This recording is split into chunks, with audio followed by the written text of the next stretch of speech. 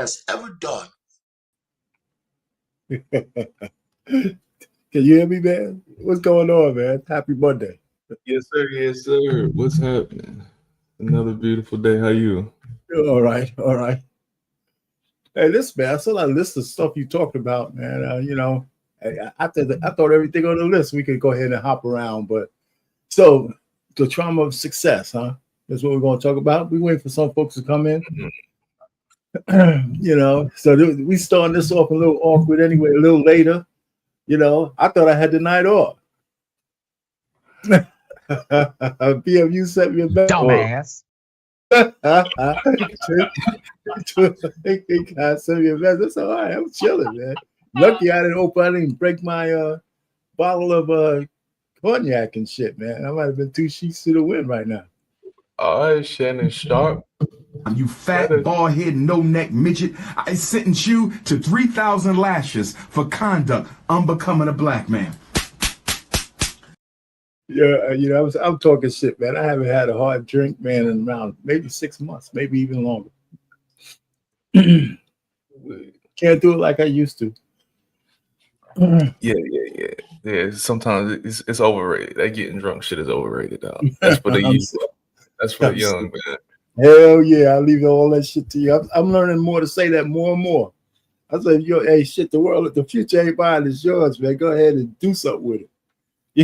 I'm already blamed for every bad thing in the whole world. I'm blamed for already, man, as a baby boomer. So, fuck it, I did my damage. Now it's up to you. It's up to you guys to fix it.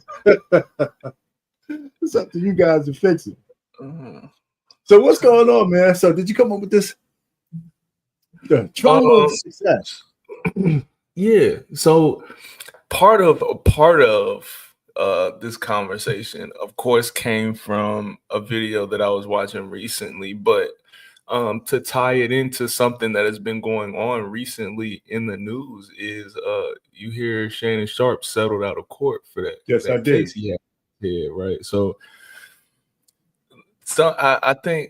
I think some of the stuff that comes along with being successful is the dumb shit that we involve ourselves in. And I think that man is a great example of the dumb shit that came with him getting a 50 million.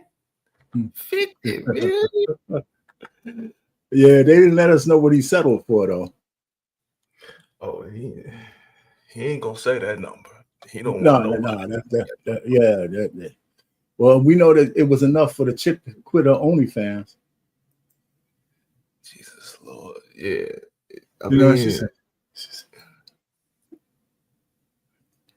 She said, I'm done. Go ahead, man. Go ahead. No, people pay a lot of money to hide, like to keep secrets. People pay a lot of money to keep secrets, and that shit, she must know some things. She must have did some things to that man, because that's a lot of money. Well, the point really is that whether he committed a crime or not, it's just the embarrassment of having all that shit disclosed. You know what I'm saying? It's just the embarrassment of having to get up on the stand and let all the salacious details. He said, man, I wanted her to call me Big Nigga Buck, and all that kind of shit, Come here, come on, you Big Nigga Buck, man, I need you. He just doing, his embarrassment. I don't think he'll ever be back on ESPN. I think that job is gone. You know why? Here's my theory. Molly Qerim will never want to work with him again. Molly Qerim will have a lot of trouble with him. She might not say it publicly. She'll have a lot of trouble with him being back. She probably. If you think about her positions over the years, I'm not so sure I'm hating on her for that too. Because the truth of the matter is, he's an idiot. I think it would be a matter of what he's willing to do, because look, man, the football season come back. Everybody love football. They're gonna forget all about this by the time football come back. Most of the fans get all about it. Remember now, he's sitting shoulder to shoulder with Molly. She ain't gonna forget him. Yeah, but him on First Take, I can see that. Him on First Take, that's probably over with, right? Yeah, that's what I'm talking about. First take. That's what I'm talking about. First take. Maybe some other capacity. You're right, because he is a Hall of Famer and all that stuff.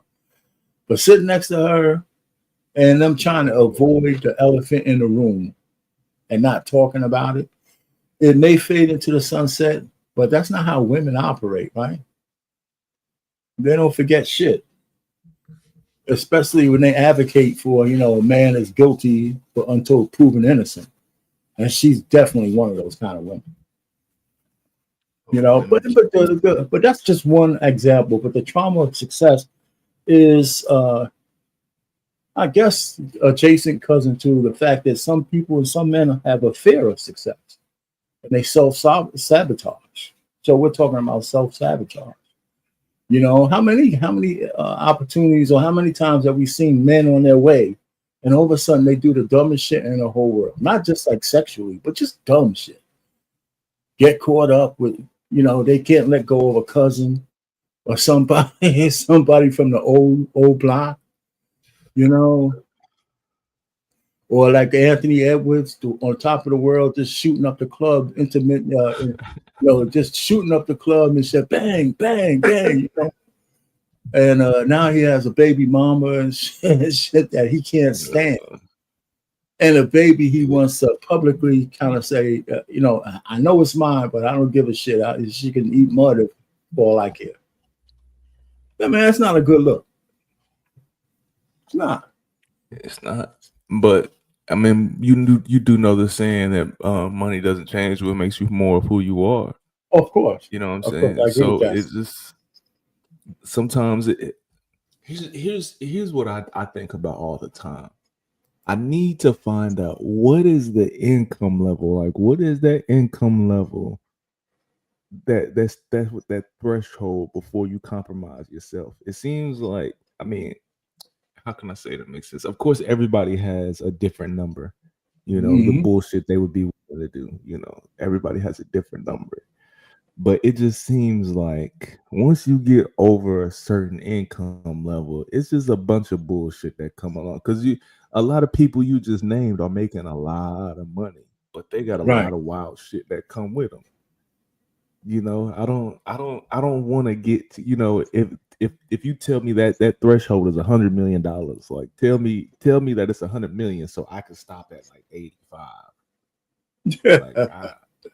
But is there a threshold? I mean, there's levels to it, but you don't have to be on your way to being a multimillionaire to self-sabotage, right? How about that regular guy who's in college or in trade school, or gets his first opportunity at a job, but he can't show up on time, and he has a whole bunch of bullshit excuses. And I say he could be a woman too, but I'm just saying, there's people self-sabotage, right? You ever have a person, I got a job, it's a job of it's gonna pay my bills, I gotta be there at 8:00, and the one rule they have is that you gotta be on time, and all of a sudden you got a whole myriad of excuses on why you can't show up before 8:15. That kind of stuff. I mean, it's 8:15. Jesus Lord. But instead of showing up at 7:45. Yeah. So you're there. So I mean, it happens. So I mean, a lot of people there. I mean, we're all guilty of some measure of that. And if you realize that you might be guilty, then that's at least the first step to correcting it. Correct? That, and some people call it procrastination in some way. And some procrastination is innocent, and some could be very harmful. Lord knows that's my demon. Procrastination has always been my demon. Lord knows. I was one of them kids in high school where if you tell me a paper is due on Friday, I'll start it on Thursday. You ain't alone, man. Everybody can relate to that. Hey, and I guarantee you I get at least a B on it. Oh, well, there you go.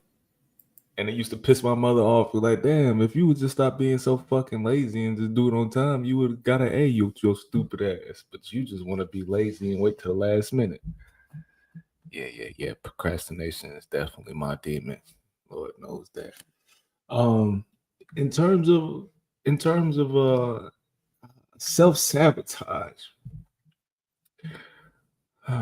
I guess that would be the term for it. Because I just think that people that have a tendency to, as you said, self-sabotage, just I don't think they looking to mess up their situation. It's just when you stupid, you get comfortable and do stupid shit, you know. And like you said, money makes you more who you are. So when you do get a job, so when you do find a job and you find out that it's perfect and everything works for you, you know, the hours is nice, the paycheck is decent, you know, you able to figure out how to live on that. It does get to a point to where you probably are going to be 15 minutes late for work because you just got comfortable. Like you just got fucking comfortable. Like you ain't trying to blow up your spot. You just got comfortable with your stupid ass. It's true. You know, so I mean, there's it's a lot. I mean, of course, there's a lot of psychology behind how people behave when they're on their way, and even getting started. You know, a lot of people are stuck with too much analysis before they move. You know, they don't like to take a step in the dark. There's a lot of psychology around it. Like for example, I told my kids, I said, well, listen. And I work this way. I mean, I might not know the answer, but I know if I have an inkling of the direction we should go in, I talk, with all the plans you have, I start taking steps down a certain direction.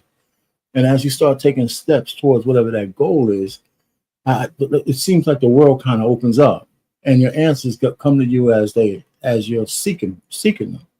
And then if you get to a certain point, you can say, well, shit, man, I thought it was a good idea, but this is not it.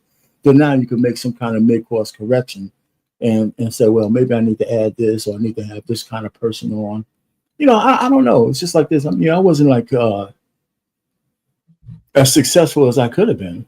I mean, I think in my job and in my profession, I mean, I know what kept me back.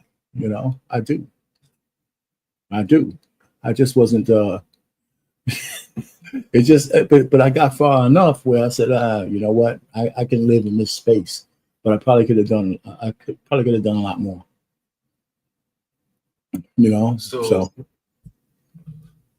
one of the in the conversation that we were watching, or in the conversation that I was watching, one of the traumas that was spoken about was that balance of family, right? So to be in a space to be in a space where you are in a career where you at least are okay with your job. You might not love your job, but you're okay with your job. You want to do it as best as you possibly can. How do you balance that? So for you, now that you're retired, how did you balance that family and working as hard as I need to provide for my family? How do you balance that? Well, I didn't. I didn't balance it. I didn't balance it the way I should have. I know at one point I wasn't always out of balance, but I got out of balance. You know, I used to work, and you get all this shit in retrospect, right? Because one of the most important jobs I had with the Department of the Army kept me on the road for like 10 years of my life. You know, almost 2 weeks out of a month for almost 10 years. And now I'm looking back at it. Those were formative years where my daughters were growing up. You know, and I mean, it kept a roof over the head. I mean, I got out of shape, you know, so I was completely out of balance. You know, with working, hotel food, the gyms were right there. I ripped my Achilles tendon and playing basketball, no less. That used to keep me in shape, and I just never recovered from that. And it's been my big excuse. And then I blew my knee out. You know, and then so I could rehab both of those things, but it was just work.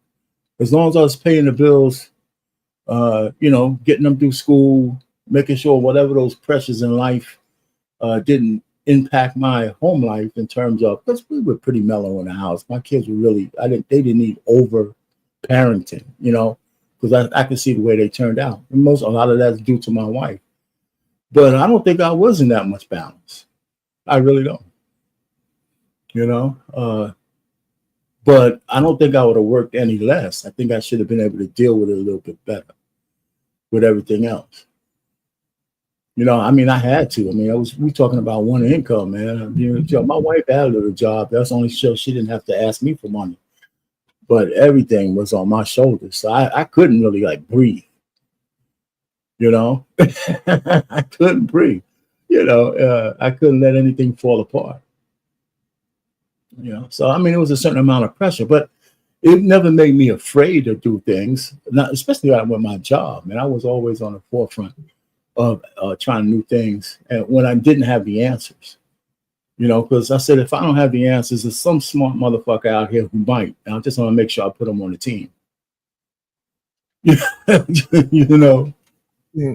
See, and this is I think that's a important part of, so like whenever people are into having the conversation of teaching young boys to be men, I think that is a part of the conversation that has to be had, because there really is no way to balance what it is that you're talking about. Like if we're going to be realistic and objective, there is no real way to balance it for real. Like there are people who are privileged that are in privileged positions that have the ability to balance it better than most people will. I'll say that. I'll say it that way. Right. The people that are able to balance it are more privileged than what people generally are. You know what I'm saying? To be a single income, right? So to be the man of the house, to be the single income, and to be responsible for providing and taking care of everything that needs to be taken care of your household, that requires taking your ass to work. You know what I'm saying? And in most cases, the higher the salary, the more time is required at your job. Yes, no doubt about that. You know what I'm saying? Like somebody that has a job and you make a $80,000 salary, you're probably putting in anywhere from 50 to 70 hours a week at your job. If you have a salary of that number, you're probably putting in anything close to 50 to 70 hours. And then if you are in a 6-figure salary, you probably are a I'm never off of work type of individual. Your work goes with you everywhere you go. Anytime your phone ring, if your boss or your supervisor or your whoever is fucking calling you or texting you, if you making over $100,000 a year, you're probably working in a job where as soon as that phone rings, you need to be moving towards wherever the fuck. Yeah, you know, you're all right. Mine wasn't necessarily being on a 24-hour call, but mine was having to go on travel. I mean, the project I was on took me to the West Coast, Florida, Seattle, California, Florida, Atlanta, Detroit, St. Louis. I mean, I was Arizona. I was all over the place for like 10 years, just different defense contractors, and they were all over the Colorado. I was all over the place, man. So that's the one thing I had to do. I had to travel. Man. I was walking up all those airports, man. We had all kinds of frequent flyer miles and all that kind of stuff. But that was time. That was really time, man. See, and it's so now that's what you're talking about: the games, the birthdays, the recitals, the sleepovers, all the shit that you're missing now. You know what I'm saying? The first walks, the first words, all that shit. Now it's a bunch of stuff that you're missing now, and then it gets received in such a negative way because now your kids are looking at it like, my dad was never around. He was always at work. Yeah, so here's my cautionary tale. I'm sorry, I didn't mean to cut you. Better finish that. But here's what I told her. But see, that's where the woman steps in, right? This is where you have to make sure your woman is on your team because she's got to be your edifier. This is why your pops ain't here. This is why he's got to go. This is what he's doing. And all of these things that we have that's the sacrifice he has to make for us. And if you got to have a lady willing to tell the kids that, you know. But the thing that I thought was mostly wasn't like those things. Like I took on my days off when I was here, I took my daughter to guitar lessons and tennis lessons. It's like on the weekends. Some of those weekends, I did a lot of that stuff. It was the things you really miss when you're not here is the serendipities of life, right? Because life is spontaneous, right? Your kids might say something or do something, and if you're in proximity to them, and there's some shit that they do is like off, and you're there, now you can correct it on the spot. And when you're out, those little serendipities you don't get because you ain't there. They might say something that you miss, that if I was there, I would say, don't speak like that. Don't be dismissive to your mother. Don't make that kind of decision in this kind of situation. And you catch some of those things, though, because I've done that. I was lucky enough or blessed enough to catch my daughters saying some shit, and I was there, and I had to take them and say, let me talk to you a little bit, on the side about what you said. Let's kind of flesh that one out. If I was Hamp, let's let's mine this out. You know what I'm saying? That kind of stuff. And those are the serendipities that you miss when you're not around. So those are important too. I mean, so I don't know, man. A lot of it is just a blessing that I guess I say it's a blessing. I hope it ain't over because I expect to have another 20 years or so. You know what I'm saying? So, I mean, but the point really is that to get to where I'm at, I'm saying, shit, man, I had to navigate some waters, and it's just by the will of God and blessings that I'm here talking about this stuff, and I don't have a lot of horror stories. Yeah, I think right. It's not like you know what I'm saying.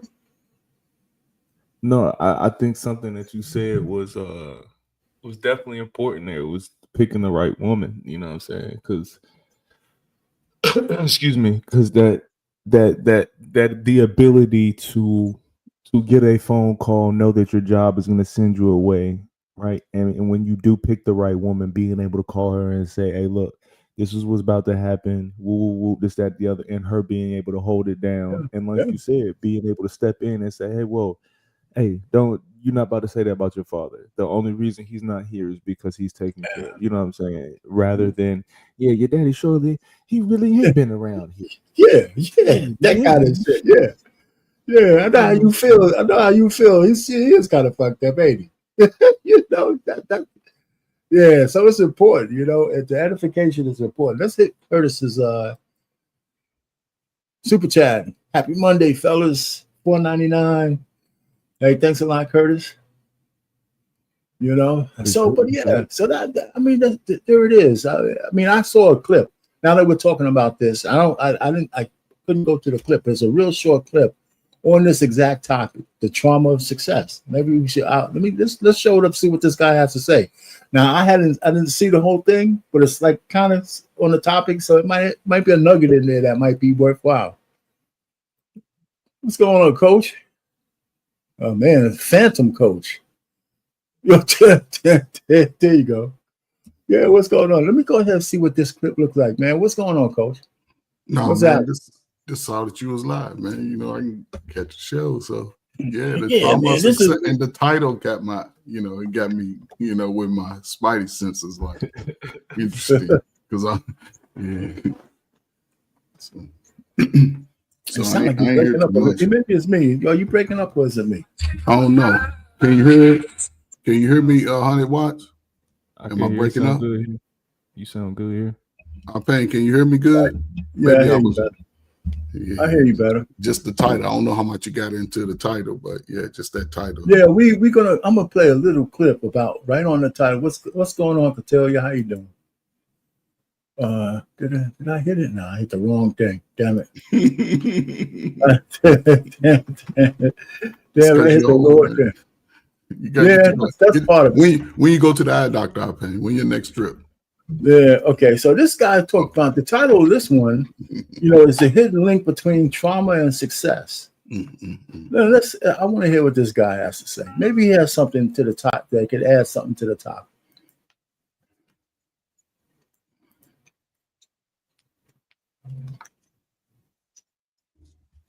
The things that you come to appreciate in life, the actual values that you hold dear, whether it's loyalty, whether it's family, whether it's independence, I don't care what it is, it's born out of this intersection of your experience and the trauma or the pain that sort of created it. My pain was basically this. My childhood consisted of these two frequently heard words, and sometimes they were put different ways, but it was essentially you can't learn, you can't be an artist. And so what I want you to recognize is that it is no surprise that the boy who was told he can't learn, the boy that was told you should quit art, he became both an artist and an educator. We would look at that and go, that is incredibly ironic. But from a psychological standpoint, it actually makes perfect sense. It makes perfect sense that I would fight back against the things that were painful to me. And then once I get through those, they kind of shape the core values that I have. Your core value. I think that was the end of it. Kind of makes sense there, right? I mean, you hit on a couple of points there, and we didn't talk about that. Your upbringing and the kind of things that you hear kind of could shape how your success in life as well. You know, so no, go ahead, Coach. What do you think? Yeah, he's shaking. Reason why okay, so I look at he didn't take it out the crack era. No, I compartmentalize stuff like that, right? Because I equate my own life. You know what I'm saying? My father was a hard worker. My mother was a hard worker. They never really said, Calvin, go do. I just did stuff. I used to sign myself up in stuff in the neighborhood and come back and tell my mother. And sometimes I have a trophy or a ribbon, you know what I'm saying? So, but then even with my son, I did so much as a kid. And it wasn't no adults around saying go do, not like today. And a lot of adults don't get their children involved in activities to build confidence. Because as we get older, you know, life starts slapping us around. And a lot of people they equate their success to money. They try to too early, especially the adult mind today. Oh, if I ain't got the money, I ain't successful. But what about your building process? See that with the building, are you getting the tools are paying? Are they going to get the certifications and the skills that when they get to a space in life where they don't have to chase the money, will they be able to show their success? Because we like to see, for us, we like to see somebody's success in their face, but then they'll try to shame you while you in showing them success. So it's a thin line between with us, but I guess when you're young, and I don't know if a parent would tell you would not encourage you to do something. It's not just a parent though, right? But a lot of people can't handle it from peers. Your peers. That's what I'm saying. So it's not just a parent who might say something stupid. What about? Yeah, but your peers are your peers. I mean, that's where I understood and this is why I see young people struggle, man. They own their peers' opinions too much. Instead of looking at them like, you right here with me, you're not above me or below me. Okay, let me ask you something though, Coach. That's not a new phenomenon, right? It's peer not. pressure. No, peer pressure has been that way for centuries. Yeah. So the point really is, this guy made a point, right? He says you might hear some shit like, you can't do this, you can't do that. He was lucky enough to fight through it. I was, and so was I. I had somebody who was a respected person told me I could never be an engineer. Yeah, so I don't want to hear that shit. But for everyone, for me, you, Watts, or anybody else, for every one of us who might hear somebody give us some fuck shit advice, how many people take that advice and just go into a shell? What you mean? How many people? How many people? If I had to say, more people fight through it, but somebody tells you can't. But you know what I'm saying? I would say more go into a shell. that's what but our pain. Here's the difference, though. You came from a family that was supportive. See, a lot of these folk ain't come from families that's supportive. So if your family start telling you can't do it, whether it's a cousin, auntie, uncle, then that's when it's harder on somebody. That's when they go into this deep depression. But a lot of people have experienced that, and now they're on YouTube and they're showing it. Because because success, our pain is about continued growth. So I think we're in violent agreement, but to hear the young people say it, and to hear the going saying that the old people, my people, the baby boomer generation, all we did was tell people fucked up advice. Well, no, wait, hold on. Wait, I mean, don't we hear that everywhere? The only advice we tell young people, I mean, in my formative years, and as the world has been shaped by baby boomers right now, because there's still enough of us alive and in charge. And a lot of people say it's because of you we got a Gen Z. It's because of you this happened. It's because of you that happened. And it might be true, but it's only a percentage, right? It's only a percentage, right? We don't, you know what I'm saying? Because so all I'm just trying to say is, if we look at all people who succeed, let's look at everybody who has trauma of success, or the things that they have to overcome to get to the success, right? In the end, they got to navigate waters and obstacles, no matter what their upbringing is. Yeah, for sure. You're 100,000%. But and this, listen, what I've always told young men is this: you don't measure your success with the people around you. You have to look at the world to measure your success. And that's where a lot of people get caught up in. They looking at their immediate surroundings and said, oh, this is life is going to be messed up. And everybody in there, this is life is going to be messed up. But you can't measure I don't compare my life to a woman at all. I compare my life to men of the world. Right. White man, Asian man, black man, Indian man, Hispanic man. That's how I've always wanted to compete. You know what I'm saying? Because even if somebody told me I couldn't do it, once I heard people like that, I never let them out of my sight. I don't break bread with them. I was just that type. And I was always able to sort of manage that type of emotional, I guess, subjugation from other people. Because remember, my father was real. He kept it real. See what I'm saying? I mean, you come from a generation that kept it real. They didn't lie to you. They didn't tell you, you know what I'm saying? They made you accountable. Despite other racists telling you can't do nothing. I had a white man tell me I can't do nothing. Yo, okay, whatever. I'll show you. I've only been called ninja. I've only been called nigga by one white person in my entire life, and I was 12 years old, right? I've been called black nigga by more black folk that I can't even count. So I think where brothers get caught up is they look at other people on that level and say it's messed up. No. You have to be the special one to say, people done told me I ain't shit.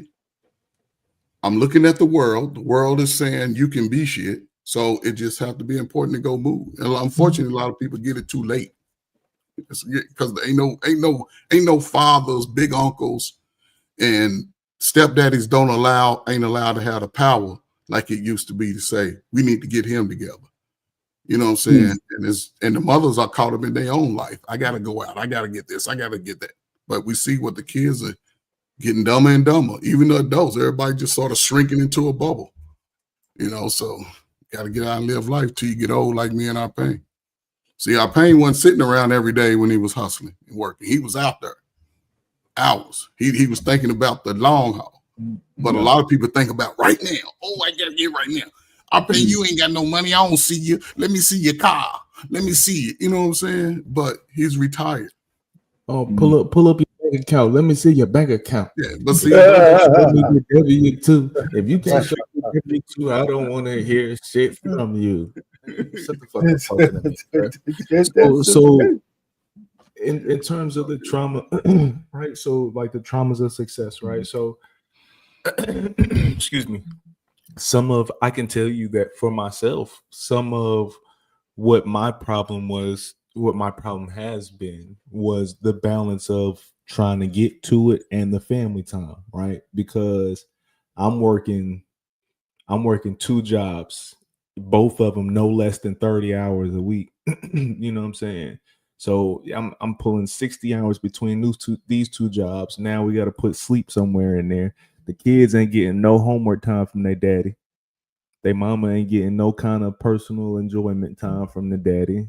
You know what I'm saying? So now having this battle of why don't we spend time together anymore? The kids don't see you. You don't have dinner. Like now trying to balance all of that shit. So how are we telling men to work through this process? Is it just suck it the fuck up and go through it and do it anyway? Or are we supposed to find the balance here? Well, you know, it's funny that you mentioned that because we used to have these panels on Trigger Mike show, and we had a lady come up, and she was talking about, I appreciate my man, and this is when if you're in a married couple or some shit, or you're in a relationship with somebody serious.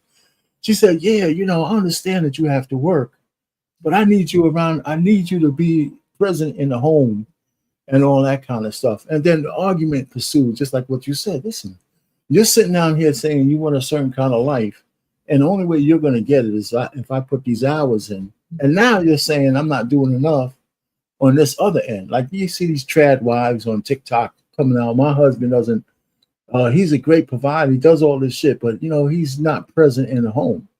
Like the work part of it is zero to them, right? It's like they don't understand that it's, and they say, but I got the kids all day. Yeah, but if you're in control of kids, that all day is not all day unless your kids are like unruly.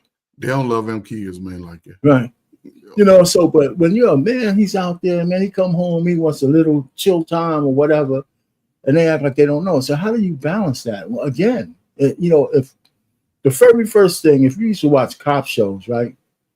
I used to watch cop shows, and almost all those cops, they get divorced because at some point they got to put all this shit about solving crime over the house. And then the woman who married them 10 years ago, all of a sudden can't handle it no more. They want him to come over and talk about that perp and all this shit that he killed or not killed. And when a man says, it's the last fucking thing I want to talk about is my job when I get home. So stop asking me questions about it. But they insist. So that stereotype that the woman is fed up because she can't get her emotional needs met by this guy who has to work all the time. And then these shows are really unsatisfying because it acts like there's never any balance. And so there must be some real life allegories or whatever that word is to that. And it's kind of true. If you don't have the right person who can understand that the greater good is, I got to put this sacrifice in so we can live the style you want. And I need you to cover me on the back end. And what you can do to keep me right is when I do have downtime, and I do have some time, that I make the best of it efficiently with you and the children. But when there's time when I don't have nothing left to give, just let me rest. And that's the kind of balance you have to have. Now we got women in the workforce like that, and so if we reverse the roles, what would we say about a man whose wife is working 60 hours a week? Right? And they live a certain lifestyle that requires her to do that. And then he's bitching and moaning that he ain't getting box every night. We would have, what I'm saying? Yo, man, you have your chick out there toiling like a bitch. So she don't want to come home and look at your funky ass so you could grunt and sweat on her ass for a couple of hours, or a couple of minutes, like your 5 minutes of fame. And then that's it. So if you reverse it, you could kind of see, so you could really have to have a balance with your spouse or your wife or your husband on how you're going to run shit. Because, melding two people and kids, you really got to be on point. So Arpain, what is the solution in the balance? Because you say balance. What can couples do to sort of alleviate those issues? Because okay. Yeah, I would say you have to learn how to live in and out of balance. But what does that mean, Arpain?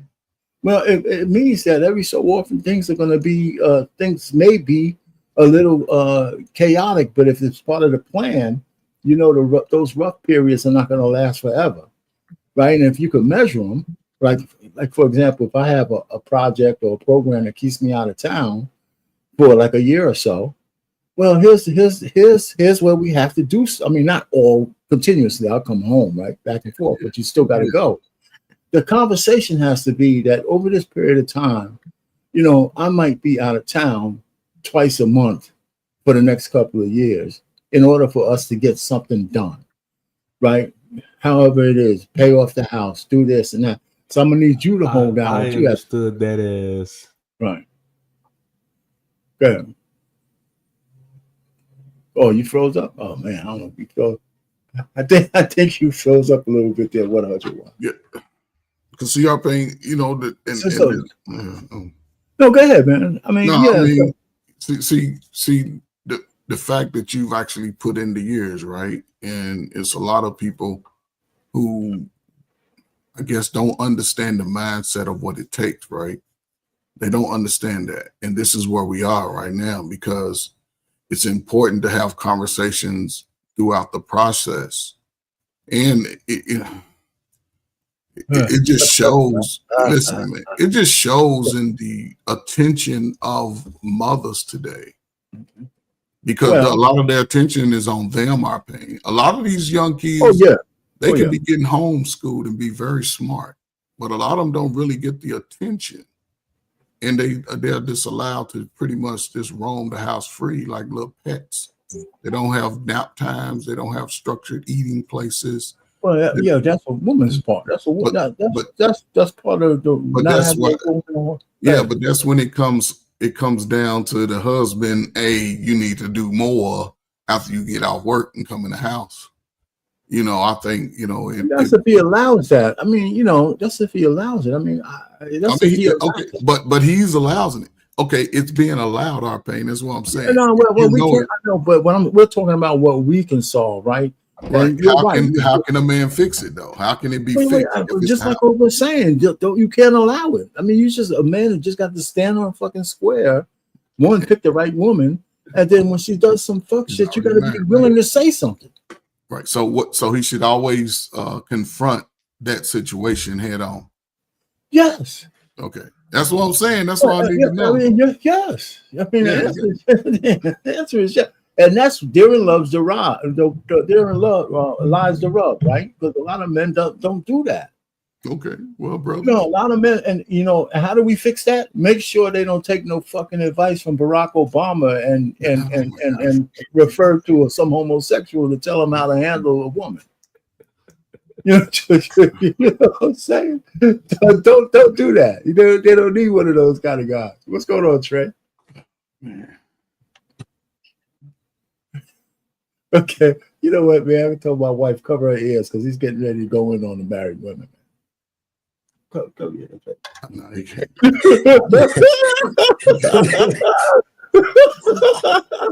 We can't hear you, man. Something's yeah, you're on mute, Trey. No, man. I mean, Honey Watts, man. Listen, not you, man, but I don't know, man. It's important to have the conversations throughout the process.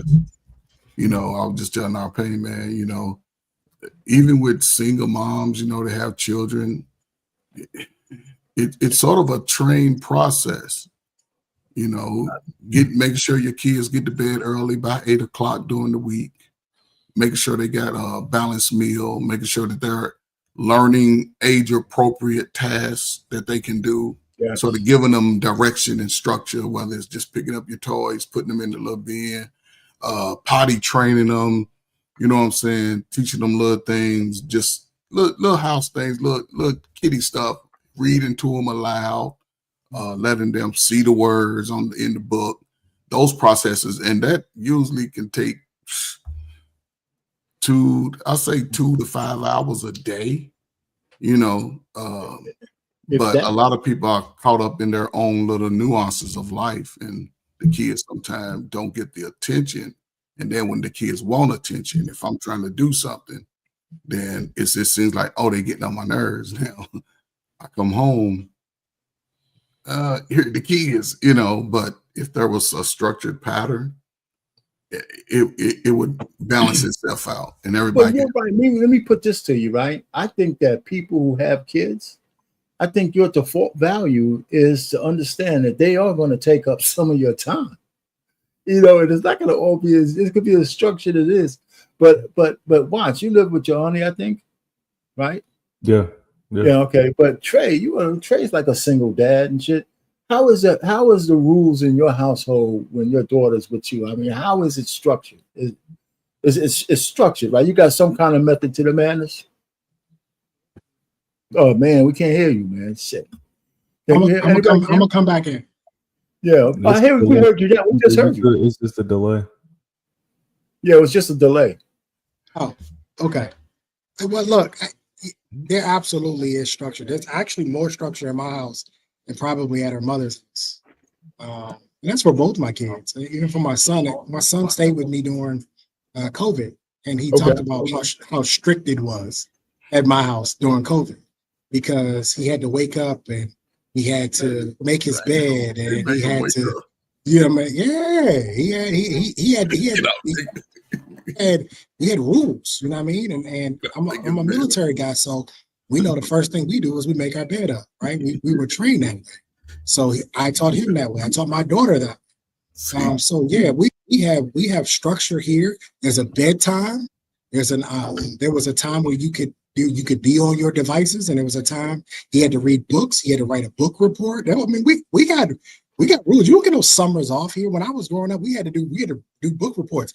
I had goosebumps. I had lines of goosebump books in my, and I had to read them, and I had to do a book report about it. You know what I mean? We had structure. That's just where I come from. That's how I was raised. So yeah, at my house, that's how we get down. And then as he got older, a lot of that structure moved into taking care of a home. So now you're gonna come outside and chop this wood with me. Now you're gonna cut this grass with me, and now you're gonna wash these cars with me. You like riding around in the car, but you're gonna help me wash this car now. You know what I mean? Like, like it moved into the more, how can I say, the manhood type stuff of taking care of a home. Yeah, what's expected of you. But absolutely there's structure. And I think personally, I read a long time ago in a book, and you guys are older than me, so you guys can tell me what I read was BS or not. But I read in a book a long time ago. My son was probably about 1 or 2, that said that kids that got chores were actually better as they got older. Like they were human beings as they got older, because there was that structure. Don't be afraid to give your kids chores and give them a lot of chores. And I remember growing up, guys, I was washing my clothes at 8 years old. At 8 years old, I was outside out back hanging them on the little, we didn't have a dryer, so we had to hang out that. Hang them up. And so I wonder if my discipline came from, I can tell people all the time, I was in the military long before I was actually in the military. The military just fine-tuned what you already knew. That's all it did. What I already knew. Exactly. But exactly. Those are the answers. You're giving the answers. See, if anybody out in the audience, that's really the answer. And that's probably one of the answers, that men are much better at structure when they're under that kind of pressure than women. I believe that if things were reversed and we had single fathers with kids, and I hate it's done crazy to have to be this way, who were in charge, the sole breadwinners, not breadwinners, the sole caregivers, the main caregivers for kids, we wouldn't have these fucking roving gangs down in Midtown, doing fuck shit. That shit wouldn't be going on. Our pain is already it's already a factor. It's already been studied that children growing up with a father, they do just as good as 2-parent home, if not better. A father with some structure. Most of those kids. But that's the answer. Huh? Go ahead. Well, and which is why these court systems need to go to a default 50-50 custody off rip. Right. We don't need to have a discussion. Y'all don't want to be together? 50-50 immediately. And then you can work out an agreement from there if it needs to be tweaked based on schedules. But what we do is we take the kid and we automatically put him with the mom. And to me, that signals, especially if it's a boy, like that signals like we're handicapping that child immediately. Trade the courts know that. And we know that that's by design. See, now we understand that that's really by design to keep chaos in the chaos. Just give them to the women, let them, and it's just chaos. It's not that they're not good mothers, but they ain't the essential ingredient that boys and girls need. A woman can't provide. Why you think they always for the most part, they'll let the white boy go with the father, be interactive with the father? As soon as that process happens, they default give it to the mother, and you have to fight for your right to see your child. You're going to spend some money and waste a lot of time. It sort of keeps you from really, if you're a guy that's working a warehouse job, a job you got to clock in hours, it sort of limits your ability to fight for your child, because you have to go to work, you have to clock in, you got to pay bills. So and that's what the courts do. But I can say this has been my thought for a remedy.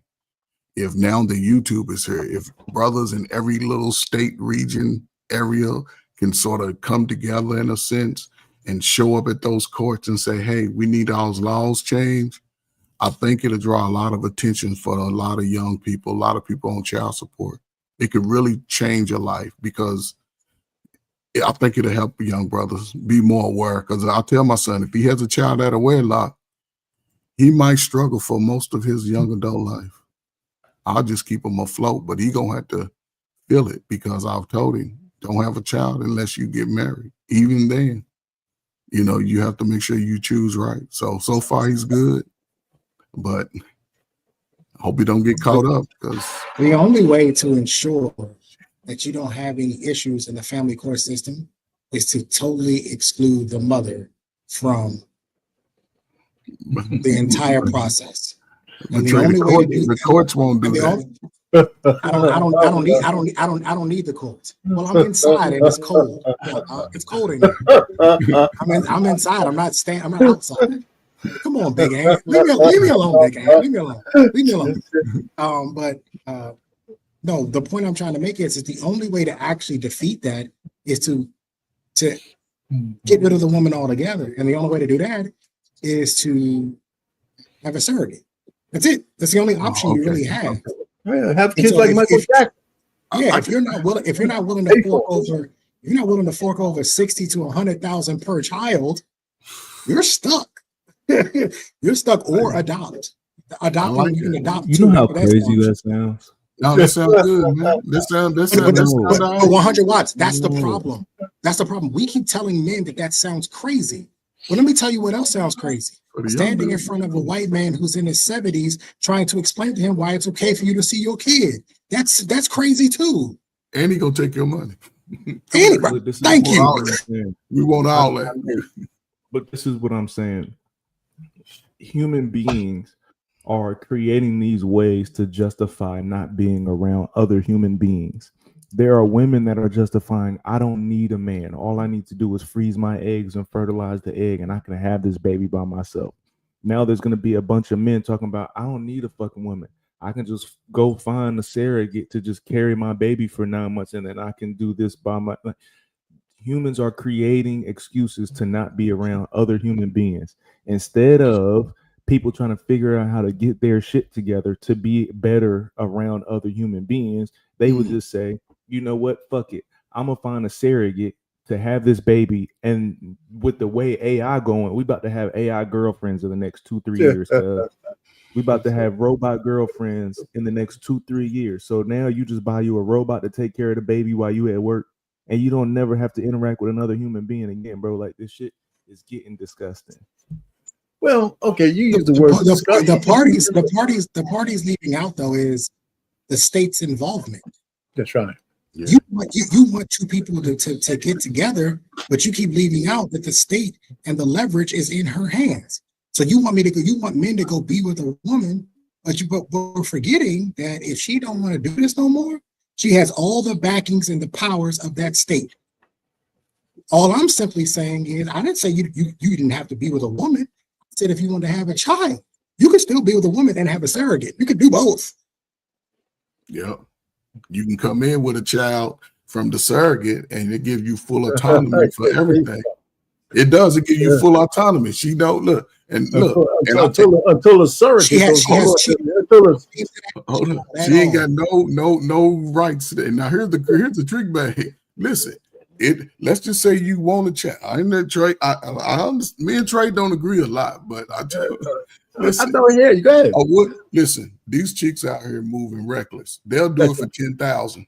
They'll do it for 10 bands and write the whole thing off. And then they'll see you go raise that strong son, because we ain't gonna let them be out here on some dumb stuff, YouTube stuff. You're like, no, you're gonna be engaged and active. And then I think over time, by the time he's about 12, 14, it'll be two bachelor pads. It'll be like a bachelor pad, because he's self-sufficient. He's doing good in school. He's cooking meals. I know Trey gonna have him folding clothes and shit. So he's gonna be folding clothes, and he's gonna be chilling. Even if you got a daughter, you could be like, you'll never dress like that. You ain't dating. Somebody gotta fold them clothes. I ain't folding them. That's what I'm saying. They do their chores. Do their chores. Learn how to cook. Learn a whole bunch of new skills. Be smart in school. Learn some math. Read all that good shit. So let's go back to this. So this the watch is coming from. I understand what he's saying. Okay. I'm simply saying if you don't want to deal with that, and I don't know if you guys ever been to the family court system. I have. That shit is brutal. It's brutal, bruh. And that's even with a lawyer. I had a lawyer. It's brutal. It is brutal, and I'm trying to tell you, it will make you think everything. But let's say this from Watts. This perspective is this: I think we are where we are because this is where women wants it to be. I mean, I think men in general. I think if we had to do like a numbers game, I think more men would be satisfied to find a woman to settle down with to have kids. As much as men want to be cock hounds, if they could find a loyal woman to hang out with and grow with and get comfortable with, I think they do it. But it's just not a good business deal because the women have, one, priced themselves out of the market, and two, they don't want to be married. They just want to be happy. So in order to find a woman who hasn't just slutted herself out to these days, or because they get older, they're getting married older, right? So the older you get, the more experience you have, and not just forget about the sex part, the more set in your ways you are. So if you get married at 30 to 35, 40 years old, there's hardly any way to mold a family unit because the man is older, you're older, and now it's just harder to get together. Now, if you want kids, you got to do it a little younger. But almost getting married in the 20s is almost a thing of the past, right? Because the man don't have the money that the women are asking for, right? And because they're looking for, in the black community, they're looking for guys in the finish line. Now we got a 30% marriage rate, 30%. If you listen to the women talk, I say I listen to social media, and if you hear women talk and you see the way they vote, right, a lot of them are not really marriageable for a guy who wants to be traditional, right? I mean, and traditional doesn't mean that you have to pay all the bills. I swear to God, man. And when I was younger, all my uncles and aunts and the silent generation, the baby boomers, everybody was working. There was none of you think in my family we had some guys who had money where their wives could just stay home and chill. Fucking chicks were out working their asses off just like their husbands were. They worked. Everybody worked. So everybody acts like today is some new phenomenon when the economy is out of control, that the average guy is going to be able to take care of a household where the woman don't have to work. It's the most ridiculous con job I ever heard. Yeah, but social media. Yeah, so it's all bullshit. But, so the only thing that changes, and even back then, it's not like the guys came home and they didn't do shit at home, right? They had a certain set of stuff that they had to do, but we did have roles, right? Yeah. The moms cook and all that kind of shit. You had to take care of the kids, especially in their formative years. I mean, the notion of a house husband was like almost non-existent. I think it's up to like 10, 15% now.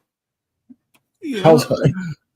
But man, listen, my mother had 7 children, man. My father didn't participate in nothing about being a baby.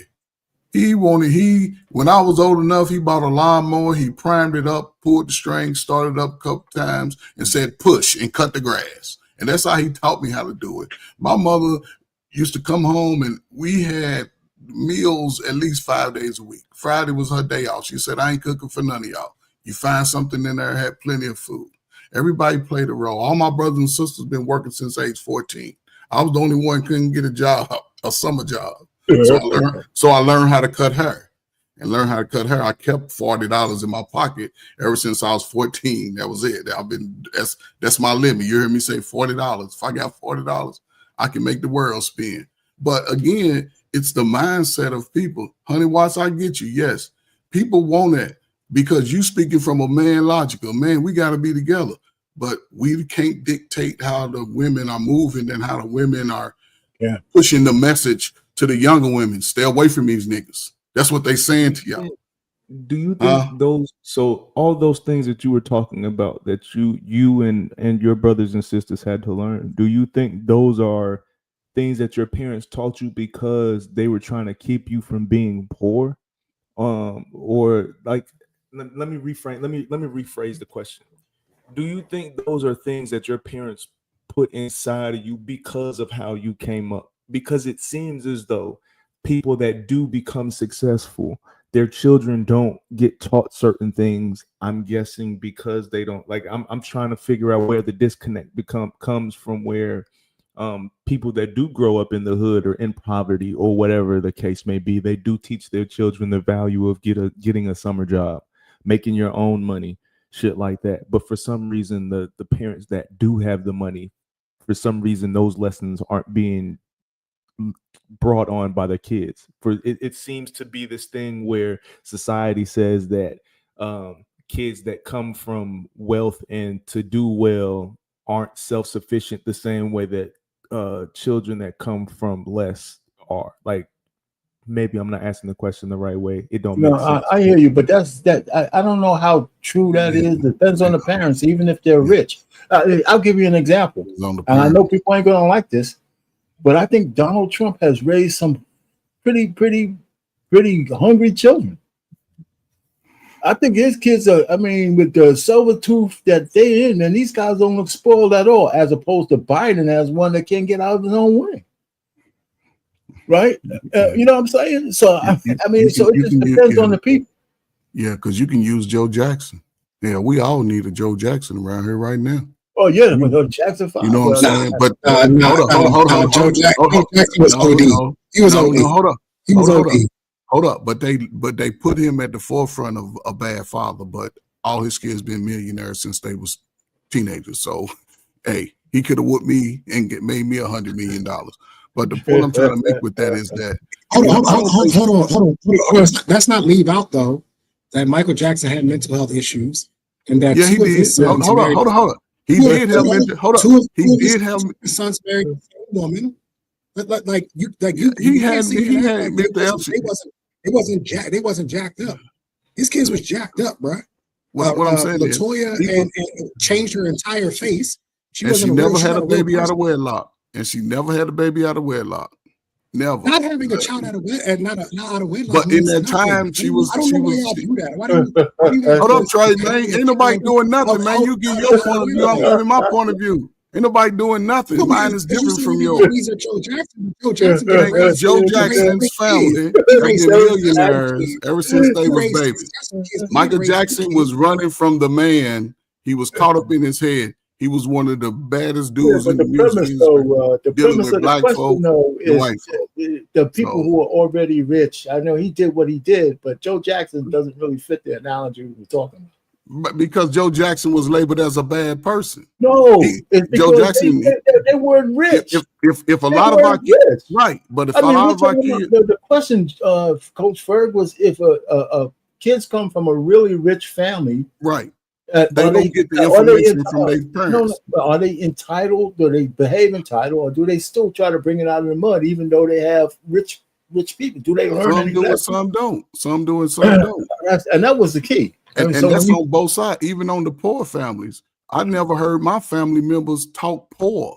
I never heard them make excuses for what we did not have. I don't remember sitting around with my friends talking about, man, we poor. We understood our condition. Everything I did was with teenagers. Wasn't no adult supervision. We was creating stuff on our own based on what we experienced. You know, even growing up in the hood. Hell, my first remembrance of life is in the projects, throwing dirt balls, catching Junie bugs and waltz with a big old pickle jar with lids on. Kids ain't got no hand-eye coordination no more. What I'm saying is this: there's no right or wrong way. As long as your parents talk to you and you talk to them. But being a teenager today is everybody's worrying about what somebody else got to say. And that's the problem for most black men. Stop worrying about what everybody else got to say and go do it. Did you just say these kids have no hand-eye coordination? Yeah, they don't. You see it out here. Everybody got big backs, man. How big backs has nothing to do with hand-eye coordination. How are they capable of playing video games at the levels they're able to play video games if they don't have hand-eye coordination? Yeah, but that's like, that's different. They got right here. This right here is how they're doing surgery now, sir. They're doing surgery like this now. That's entry level. That's You gotta get outside and get some of that vitamin D. But You gotta get some vitamin D. What this is I'm going to tell you that back in our generation, we went outside and played by the creek. And that's the problem with these kids. They ain't outside. But this right here, when you get older, sir, and you're going to need surgery, it's going to be the kids that not don't need to play video games. Sir, that's how they. This goes to show how ignorant you are to what's actually happening in the world right now. I'm not ignorant to the world. I see the world. They are training them that way. They're using robots. They are doing robots. Thank you. So it won't be by young brothers and sisters because they're not being taught this. It won't be. Okay, you're changing. You're moving the goalpost. No, I'm thinking about. I'm talking color code only. Where do you think they're getting the kids from that are operating the robots? Sir, I don't know what they getting them from. They play video games. Okay, are they getting them from the hood? So this idea that playing video games that's what's going to keep you alive when you eventually need heart surgery. Are they getting them from the hood? You guys love to hate on these young guys. It's just different. I'm not hating on the young guys. I'm asking the question. You did things differently in Gen X than the boomers did. Are they getting them from the hood? Are they getting them from the hood? Are they getting them from these? Who goes to the hood to get anything? Well, they don't get their opportunities. I'm saying for the opportunities. We got to stop talking in absolutes. We're talking layers, man. Everybody in the hood doesn't stay trapped in the hood. Nope. It's just, but there's exceptions of guys coming out and excelling. I mean, that's the way. I mean, it's always been that way. Always. Everybody who's successful probably has a story. Most people who have a modicum of success who can take care of themselves, if you go back into their past, they can tell you a story. Yes. Because most of us don't have a silver spoon in our mouths, right? And then poor is only relative. Because if you're in a neighborhood and everybody, is like you, as long as you can eat at night and shit, and you have a roof over your head, your existence is your existence. And you pick some friends that are cool, and you might have some friends that to stay away from, or some acquaintances. Hey, I'm not going to hang out with Billy Bob or Davon because he's selling drugs. That's true. I can't hang out with him. I can't be in the car because if they bust him, I'm going down too. So I mean, it's you make choices. But I think there's layers to it all. It really is. I mean, but in the situation that we're in, we know we're in a trick bag of propaganda and programming, and I think we're starting to see it. I mean, just like this whole thing, and I won't have to go down in this thing with Obama coming out saying the homosexual thing. I'm seeing a lot of black women, right, talking about how they were against it or what he said. But these are the same black women who vote 92% for that exact very thing. These are the same fucking women who are going to go to the polls and going to vote that kind of shit in at 92%. So if they're saying that they don't want their sons to be mentored by a gay guy, then how far are they willing to go to make that shit come true? Because they still want to put the Obamas on the pedestal and the Democrats and stuff like that. So what are you going to do? There's got to be a mess. There's got to be a thought process that moves us to a point where we're going to say, forget about all the shit in the past. Not forget about it. Learn from the shit that happened to us in the past. What are we going to do about how we're going to move forward in the future, right? Whether we're talking families, whether we're talking success, and there's room for everything. Some people will never get married, right? So we can't shit on that because that's true. I mean, even in the best of times, everybody didn't get married, right? And then, some people are going to not have any kids. The fact is that the birth rates and all that kind of stuff, women are deciding to have less kids. I mean, the ones who are well-to-do and not be married because they want to be free. They don't want the rigors of somebody telling them what to do. So if you are married, then your key is when you send your wife out into that world with all these people who are single, you got to be careful who she's listening to, right? Because it's a tough world out there. So I don't know, man. It's just so many variables to life, man. I just think we get through it by the grace of God. Are you investing your money? Are you doing this? Are you raising your kids? Are you teaching them anything? I don't know, man. It's just so many. We got so many. We had a list of things we could talk about today that 100 put out there. I mean, this whole thing about success and trauma, you know, how to get successful if you have a lot of trauma. I'm looking at some videos and I'm kind of bouncing around, but there's no shortage of topics on how we need to live these days. But I don't know what all the answers are, other than when we do find some answers, we should just say what we think, right? If we're a father, we got to have structure in the house, right? I think that's a message that we should say more often. If you have money, you have to learn the value of it and how to invest it. At least some simple lessons. And, so somebody just, anybody could just jump in. So Trey, we didn't ask you about the topic, right? The trauma of success. In your words, what do you think what that means? Is there trauma? No, what exactly, when we say trauma of success, what exactly are we saying? I looked at, there's people who have fear of being successful, or do they self-sabotage? Of course. I think even for me, like a lot of, when you start to get a little bit of success, like it's uncharted water. So you start to shoot yourself in the foot. You start to think, like, you start to lose a little bit of confidence. Can I actually do it?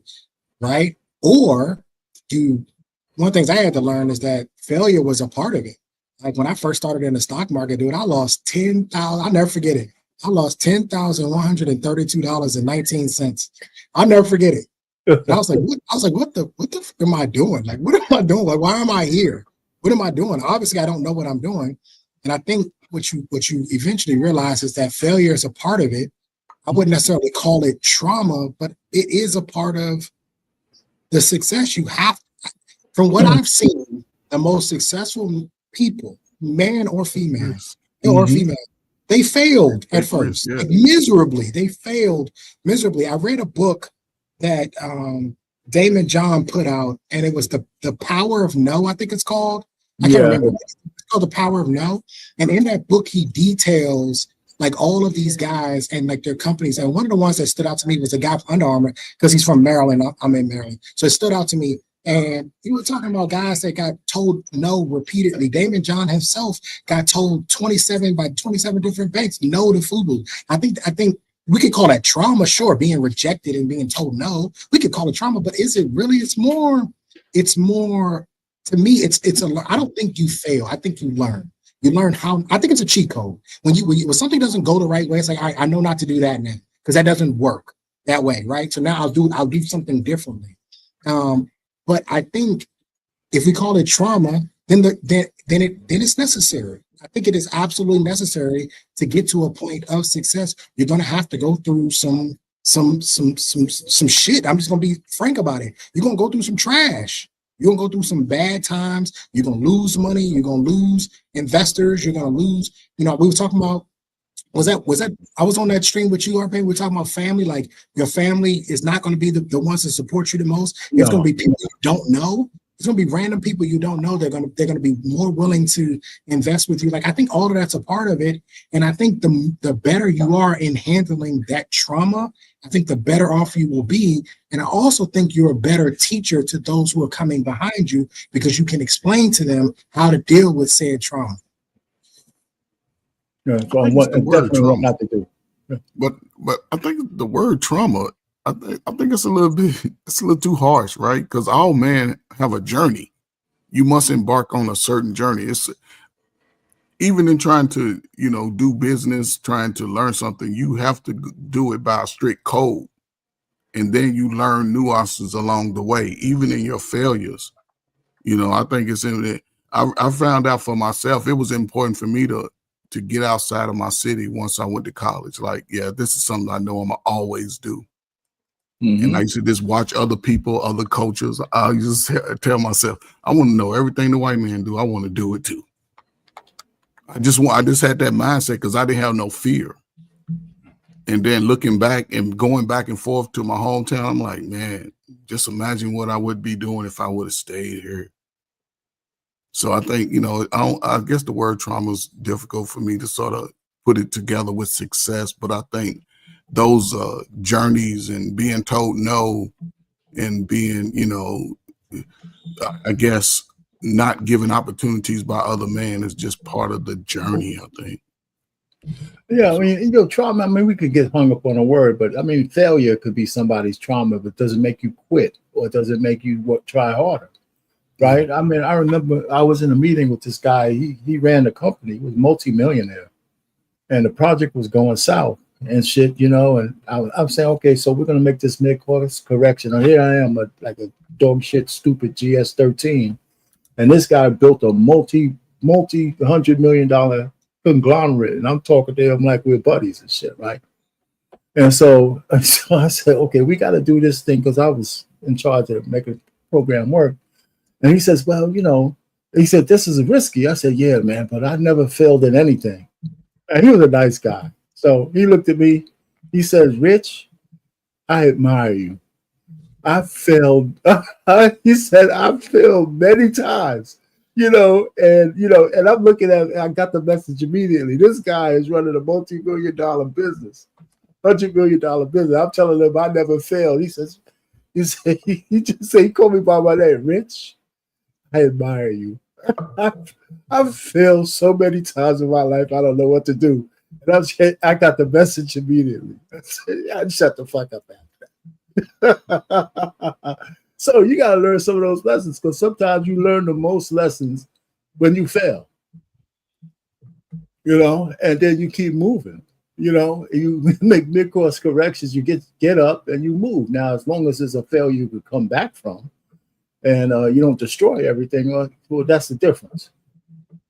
So and then this must have been like 30 years ago. I never forgot that. But he was a cool guy, man. This guy was a serious dude. But that's the message, and he must have failed along the way, and he became a multi $100 million business owner. So there you go. I think so that's the trauma. When it came to titling this episode, I kind of wanted to challenge. I think the hyperbole, I think, is the right word. I wanted to kind of challenge the hyperbole of like men and success, because listening to all of y'all, it's just like we're basically simplifying it to, hey, some shit gonna happen, suck it the fuck up, it's a part of the journey, you know what I'm saying? And I do think that as men, because of the responsibility that we have, I do understand the approach to it. I do also acknowledge that if we as men were to look through our journey and we were to pull pieces of our journey, if we were to pull that piece, a specific piece of your journey off and was to analyze that particular piece, you would be able to see the trauma in whatever piece is there, right? That would be the overanalyzing part, the getting too deep into it part, right? Because as men, we just suck it up and move on. And I do think that a lot of times because of that, there are lessons that are missed because you're just looking at it as, all right, well, this is just something else I have to get over. I think sometimes we miss some of the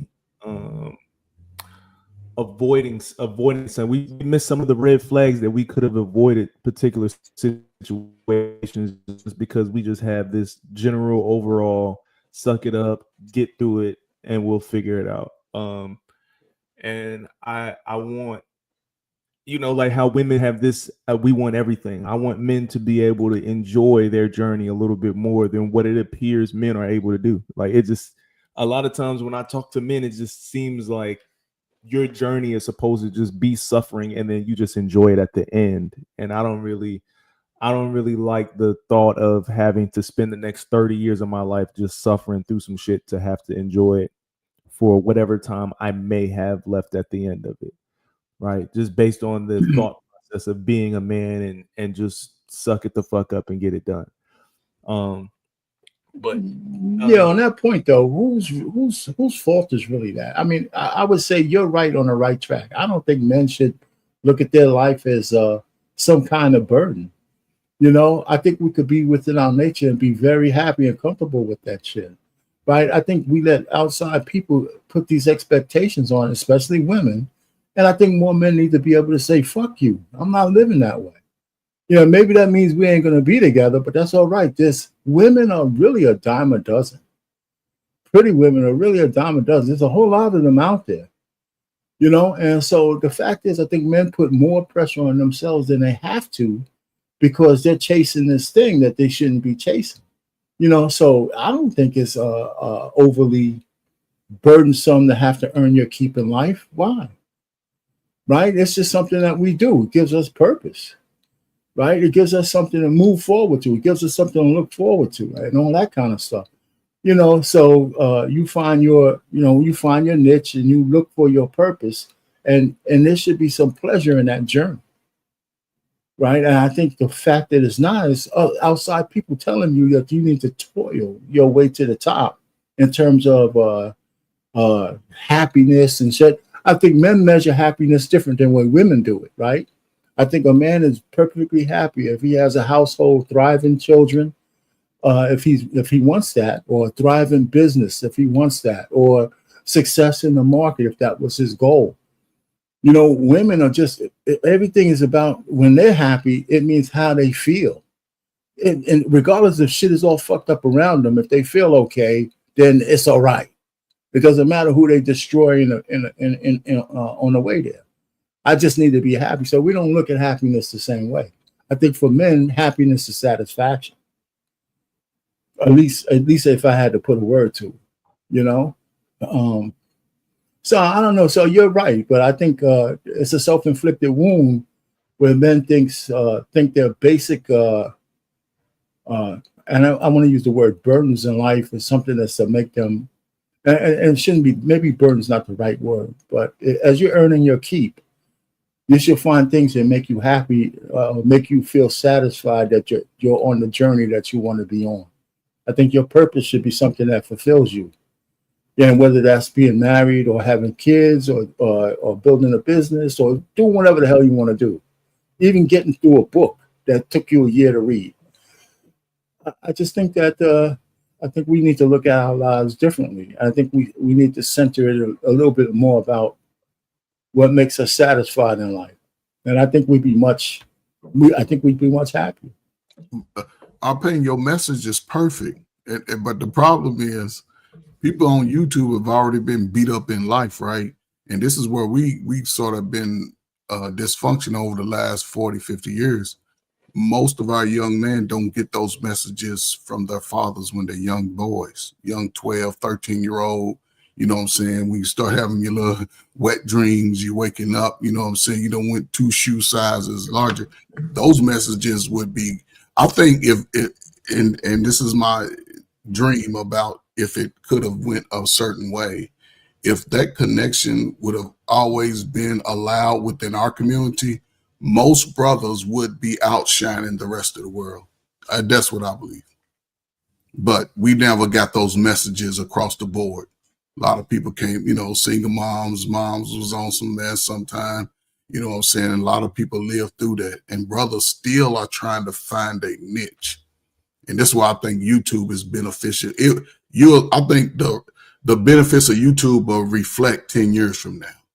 Because the young brothers are taking a different approach to the women. They ain't listening to the Keith Sweat songs. You know, they sort of taking their power back. And it seems a little ugly right now, but I think in the end, those young, that 22, 25, they're going to be able to pick and choose the type of women that they want. But I don't think the women are really taking brothers that serious. But it's a whole new age of young brothers out there. You muted our pain. Now I hear what you're saying. I see Anissa has a couple of posts up here. I patently don't agree with hardly anything she's saying up there. I think as soon as people are willing and ready to be married, I think the earlier the better. I mean, you should at least finish school. But I think we need to understand that Anissa's point is coming from a line of feminism. Right. Men and women are not the same. Right. Men not necessarily. The women absolutely 20s to get married. Because what we have here now is we have a bunch of 40-plus-year-old women running around talking about They can't find what they're looking for, crying into a camera on TikTok because they waited. They chose their careers first. And then this is the craziest part to me. This is where I get a little aggravated. They got the nerve to tell us that they settled for the man that they chose in their 40s and 50s. You settled for him. So you mean to tell me from 18 to whatever age you are, you couldn't pull the guy that you actually wanted. You couldn't get him. And now you meet a good man, a guy who's actually going to marry you, and you have the nerve to say you settled for him because you chose your career over a family when you should have been doing this in your 20s. Now, I've said this before, men, we have a little bit more leeway, right? Because our bodies biologically work differently than women's. With this idea that you can wait until you're 35 plus, start a family, okay. Well, there's going to be some consequences that come along with that. And one of the consequences is the guy you really, really want, you're more than likely you're probably not going to be able to pull him because he can do better than you at 37. His older age, and all the statistics bear this out. When you look at the projection of a man's salary from when I literally looked up the other day, what was I making as an E4 in 2005? I mean crumbs, bro. I mean crumbs. We weren't making no money. I mean, y'all was in the military. We weren't making no money in 2005. It was crumbs, bro. So I was an E4, and I was stationed in Alaska, so I was getting a little bit more BAH than others because it was expensive up there, right? But it was crumbs. And I look at that now versus what I was making my first couple years on the police department. As a man, we're going to gain in salary. And I said this to a woman the other day because she's like 19 or something. And I was like, you better get your man now while he's cheap. Get him now while he's cheap. Get him now while he ain't got no money and he ain't got no resources, because as he gains resources, his idea of what he wants in a woman is going to grow too. He doesn't have to really put up with you being wider and chubbier than what you actually are. When he gets older and start making money, he can actually say, I want a narrower waistline. I want a younger woman. I want this, I want that, because he's got the money to do so, right? He has the resources to do so. He's built himself up, right? They don't, like men, they don't go backwards as they get richer. That's not how it works. But we have this idea that we want to tell women like, oh no, you got time. I disagree. I don't think you have time. I actually think if you were smart as a woman, you get your husband and your kids all out the way before 22. That way, by the time the youngest is 18, you'll only be 40 and you can go live the rest of your life. Right. So I think that's the perfect situation. You have all your kids by 22. You done had your husband for 18 years. You got everything you need, and you only 40 years old. You want to go back to school? You can go back to school. You want to start a business? You can start a business. You can literally do whatever you want, and you're only 40 years old. You're only 40 years old. Right. But we don't tell women that. My last one will be out at 46. See what I mean? Yeah, see what I mean? And so, I don't have that luxury. I waited until 33 to have mine. So I'll be in my 50s by the time. I was 41 when my youngest daughter was born. I was 41. So I understand. I think one of the things I hate the feminists, not hate, but what the feminist women say, and it's such a lie, that even if you got married at 24, 25, the man and a woman, you're still growing together, yeah, but you can't stop. You got to stop calling these people kids. They're not. They're grown adults. That's one. And they're the most moldable at that age. And if they're both, at least, it doesn't stop you from going back to school if you had to. It doesn't stop you from, excelling in your business just because you're married. This whole notion that anything that you want to do that's creative and move forward that you can't do in a marriage is a lie. You absolutely can, especially if that's part of your plan. And women say this shit all the time. The only thing you can't do when you're married is suck somebody else's Johnson. That's it. You got to be faithful, to the guy that you're with, and he got to be faithful to you. Everything else, y'all can grow together. So this whole notion, even children, you're going to lose your job like that CEO just did. Yeah, I mean, come on. As a matter of fact, it behooves you to be married, as you move up in the ranks, because that shows discipline. Oh, so yeah, what 100 said he got to cut out. So we 100. Look, it's just one of these things where we, especially in the Black community, we don't want to admit that we were lied to. We don't want to admit it. It was a lie, right? Because what we should have been telling Black women, especially Black women, find your husband early, get married, have your kids, get this shit out the way. But instead, we flipped it on his head and we did it the opposite way. So we told the women, go get a degree and go get a job. And don't worry, somebody will be around for you when you're in your 40s. But what we didn't tell them, she is not going to work in your favor, that you're going to have 6 miscarriages first, and that you're going to go through all these other things before you may actually get that one child, and that you're going to have all this trauma that you're going to bring with you, and that you're going to date a bunch of different men. And we didn't tell them all of that. We just told them, oh no, get a degree and do all of this, when in actuality, the best thing for them to do is to use your college years to get the man you're looking for.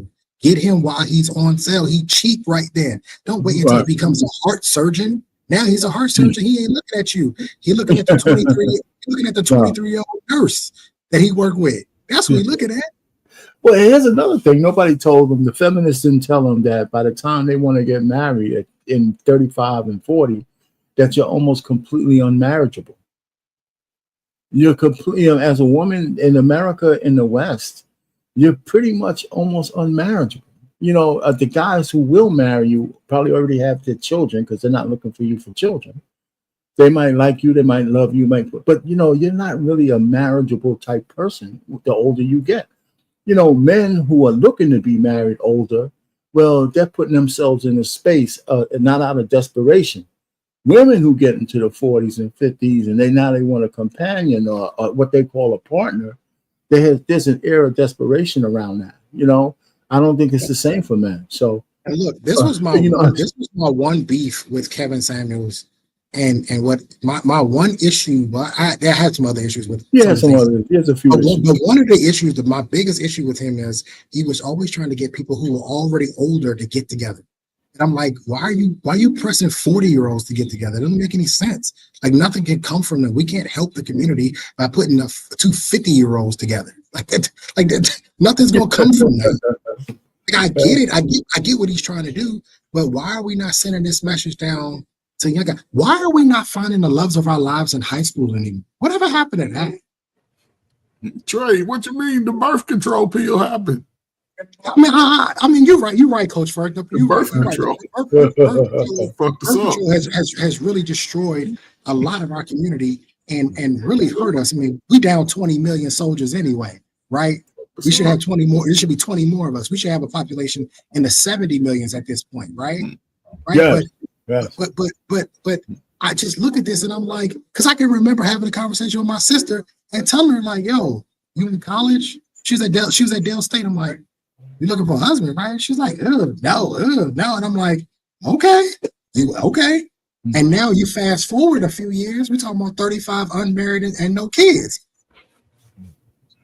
So you wasted a prime opportunity. And this isn't just her, Coach Ferg. This all her friends. All her friends the same way. Yeah. All her friends the same way. I went out to visit her. And I'm like, they have all these beautiful, fine-ass Black women out here. And yeah, exactly. Ain't got no husband, ain't got no kid. I'm like, this is crazy. And for her, she live in LA, so the competition is stiff.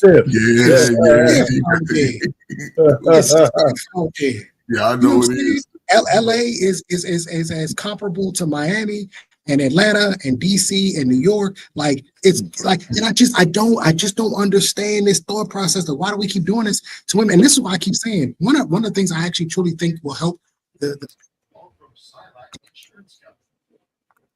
start getting with older men who are, I don't mean older or like 60s, but I mean like maybe 10, maybe 15 years older than you that are actually established in their careers. Because I think that's where the alignment would come and actually would help. But we keep telling these young women to get with these young guys and they don't want to do it. They don't want to get with a 22-year-old because he's not a streamer and he ain't making millions of dollars online like Kai Cenat. Well, Kai Cenat is one of one. He's one of one. What are we talking about? Like 99% of 20-year-olds is broke. And they're supposed to be. I was broke as a 20-year-old. I'm sure as y'all was broke as a 20-year-old. Like, you're supposed to be broke. at 20. Your 20s is for building. But what we've done is we told women, well, if the men are building in their 20s, you build too. But the problem is that when he hits 35, he ain't looking for other 35-year-olds. He starts looking down back into the 20s again. You got a real problem now because you're not being sought after. It's crazy talk. We've led them astray, and a lot of it is because they wanted to believe in feminism. They wanted to go with this. Right. And feminism has screwed them. It screwed a lot of women. We got a lot of 50-year-old women that don't have no husbands, don't have no kids. And all they doing is perpetuating the propaganda and telling the younger woman to do the same shit that they was doing. It's crazy. Absolutely. Yeah. You know, so listen, I'm looking at it firsthand. You know, my youngest daughter, she's just working, man.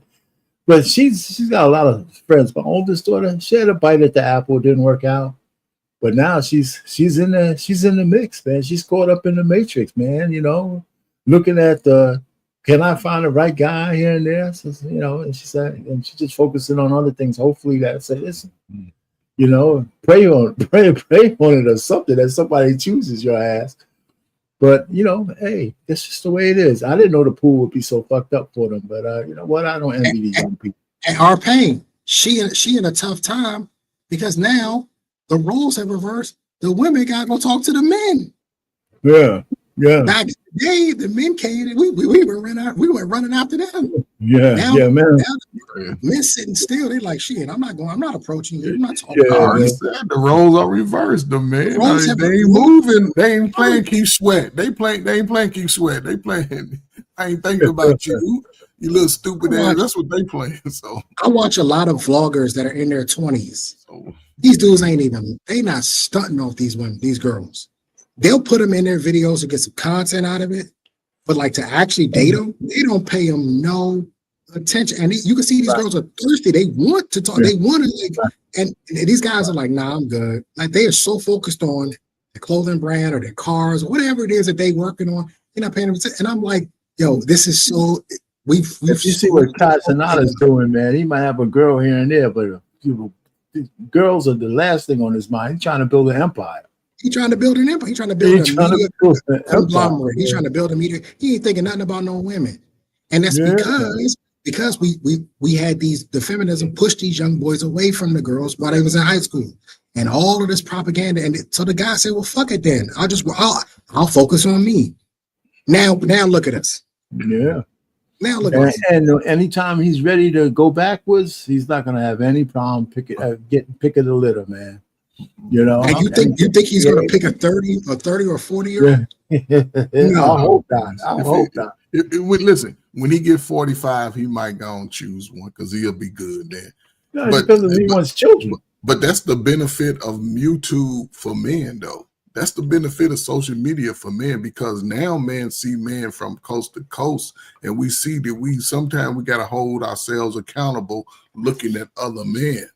See, it's a very simple tool that I've been seeing because working with young people in like real time and then coming to this space where those young people are now adults, I'm seeing the real time people are starting, a lot of men get the message from wherever they get it from, but it's about being better. So when young men hear that constantly, they trying to get better. And now their focus is not chasing a woman at the spot. You know, they can have a few dollars and put their money together and the few chicks will come over to blow up the spot. You know, they'll do it for $200 and 10 of us together, $10 a piece. You know, and that's how women are saying, go live free, go be you. And the brothers, just focus, do what y'all doing. I said, Trey, I'm gonna say this, I'm gonna shut up.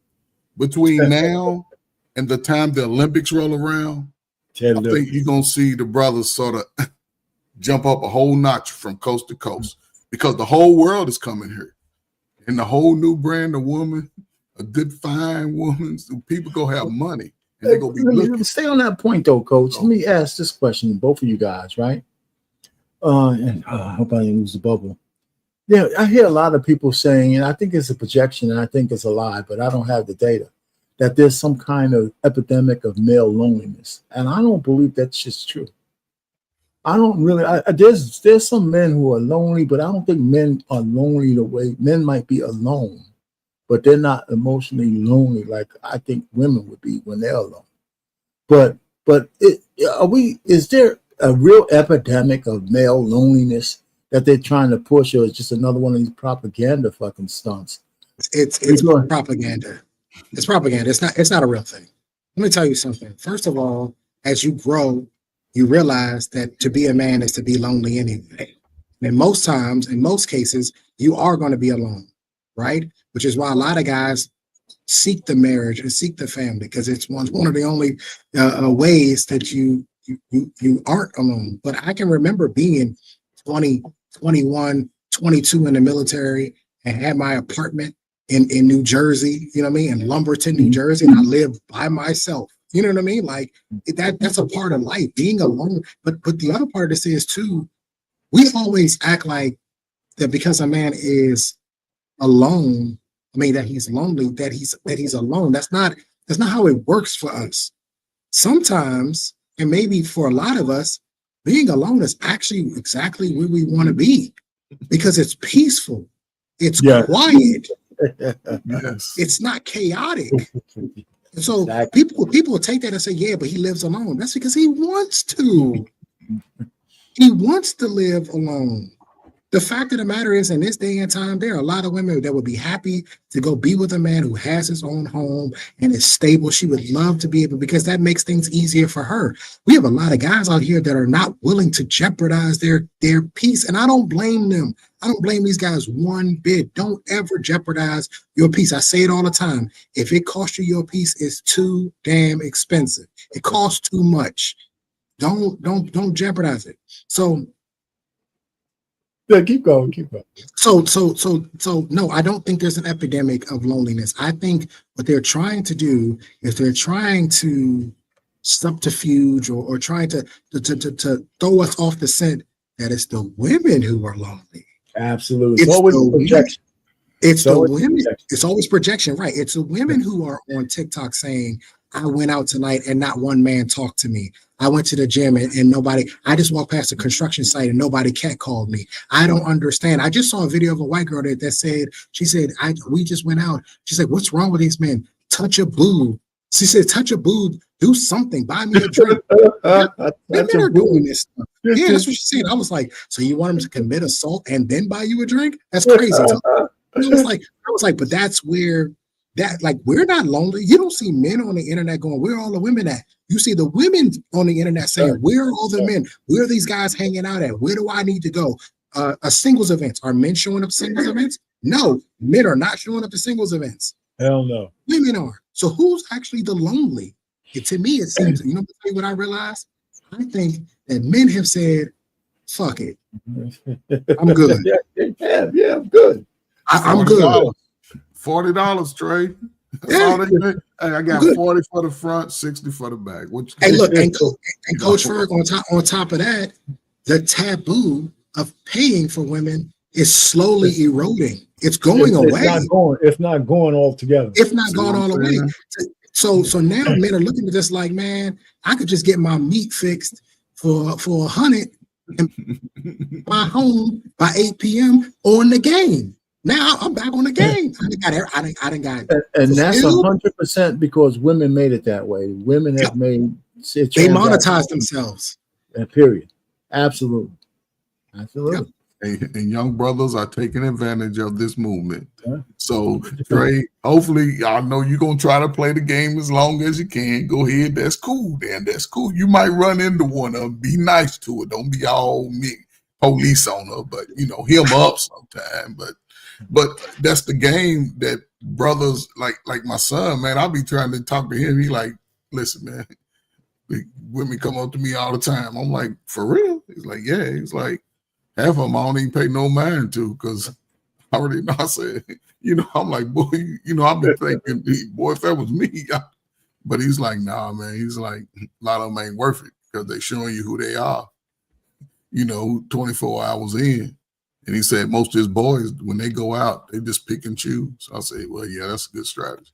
Look, I went out, Coach Ferg, I went out not too long ago, and there was a group of guys, young guys, probably late 20s, good looking dudes dressed really well and tall too. Like all of them was like 6'2" and above, like tall guys. And when I tell you these dudes, the girls might as well, you know that scene from Rush Hour? They line all the girls up in the front. They might as well just line the girls up in the front and let these guys pick. Because these boys was running crazy in that bar. Whichever one they wanted, they literally just put them out. And in my mind, I'm like, look what you went, look how far you women have fallen. There was a point in time that if a man wanted a woman, the shit he had to do to even just get a little sniff of that punani. Shit, at one point he had to marry him to get him. That's what the point I'm making. He had to commit his soul to her. I was the movie The Notebook. I was reminded of the movie Notebook. That motherfucker built a house to get her to come back. Yeah, he built a whole house. You know what I mean? Like, and now we're at the point now where these dudes are literally looking at a girl and just going, "Come here." That's it. Yeah, that's it. Because they put themselves in this position. Because when you denounce the chivalry, you know what? It was a point in time. If you were sitting at a table with a woman and she stood up to go to use the bathroom, all the men at the table stood up too. That was a part of chivalry. It was a part of the respect for a woman. It was a respect for a woman. That's gone. You can't even get a man to open your car door now.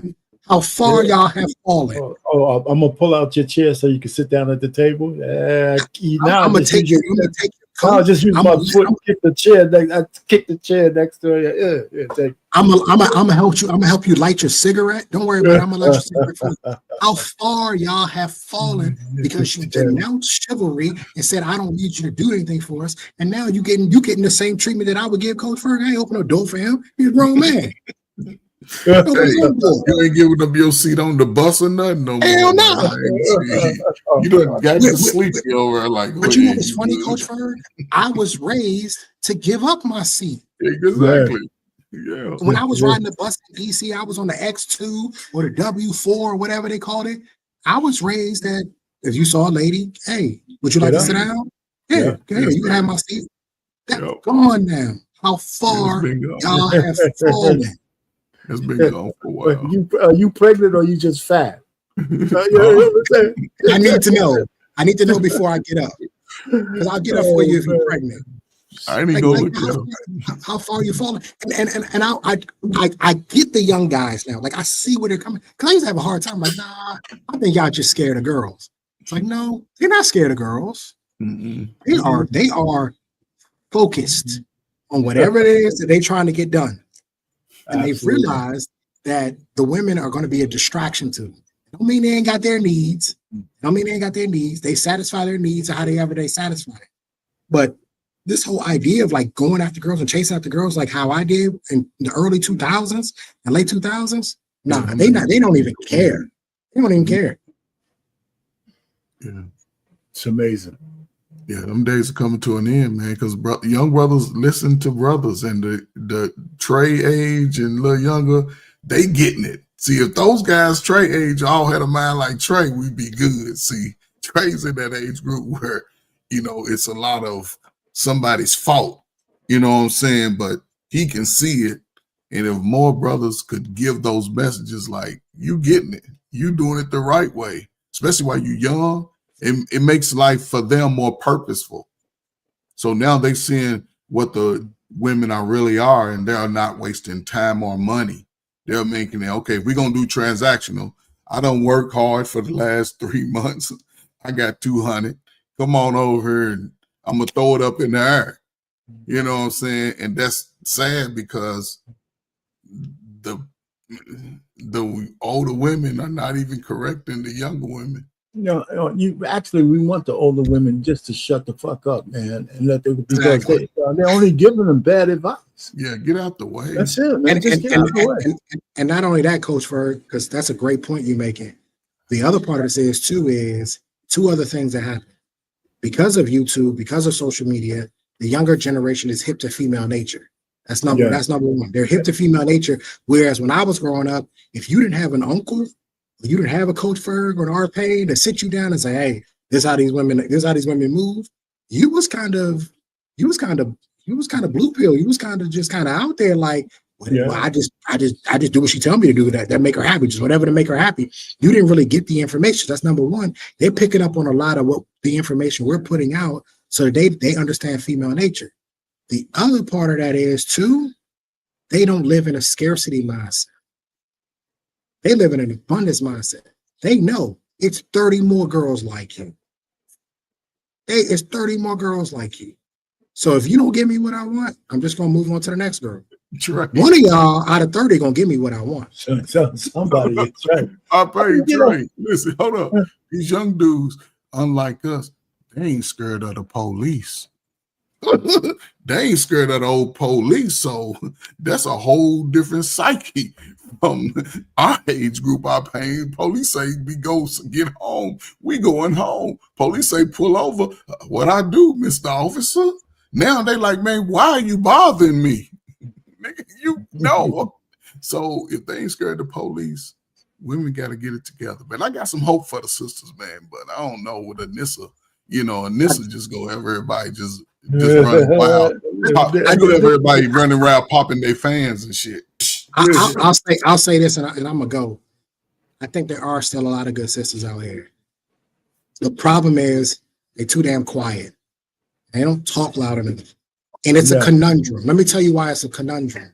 Because classy, good women aren't loud, and they aren't boisterous, and they don't want to get attention, and they don't want to be in the front. So we need them to be in the front, but that's not the hallmark or the tenement of good women. Good women are typically very meek and very sort of reserved and conservative, and they don't want a whole bunch of attention on them. So we got a little bit of an issue because we're allowing the worst women to speak the loudest when the best of the women are in the back and aren't saying much. So it's a very interesting sort of conundrum we have because we definitely need these women to speak up, but unfortunately, we're not getting that. I do believe there's still a lot of good women out here. I got 4 standards. Maybe one day I'll reveal my 4 standards, which will make them, tell you what a good woman is. But in the modern day age, but unfortunately for a lot of these women, they just quiet. Classy women are just quiet. They're not going to really do. That's right. They're not going to do a whole lot of that. It's just not what they do. That's not how they operate. And so we're thinking, and even I can get caught up in this sometime and thinking, well, shit, they all trash then, because ain't nothing I'm saying nothing. The truth of the matter is no, there are some really, really good women out here, but unfortunately, we're just not going to hear from them. But I'll see y'all on the next one. All right, man. Thanks. All right. You said you're cutting out, right? Thanks a lot, Trey. All right, man. So, Coach Ferg, man, we had a laundry list of stuff today. So, what else is going on, brother? Oh, man, not too much with me, man. Just trying to be better, man. Just give my little time, man. Just trying to be better, man. I'm at a good crossroad in my life right now, and I'm glad that I'm not in the streets. I had my fun. I took care of most of my responsibilities. So now, retiring early, sort of early, and I don't know if I informed you, but, I've applied to a few little jobs working with young people again. So I'm just going to see what happens and see what goes on. I ain't go into nothing crazy, but when they look at my resume, I understand how a lot of people in positions to help don't really want to help. Okay.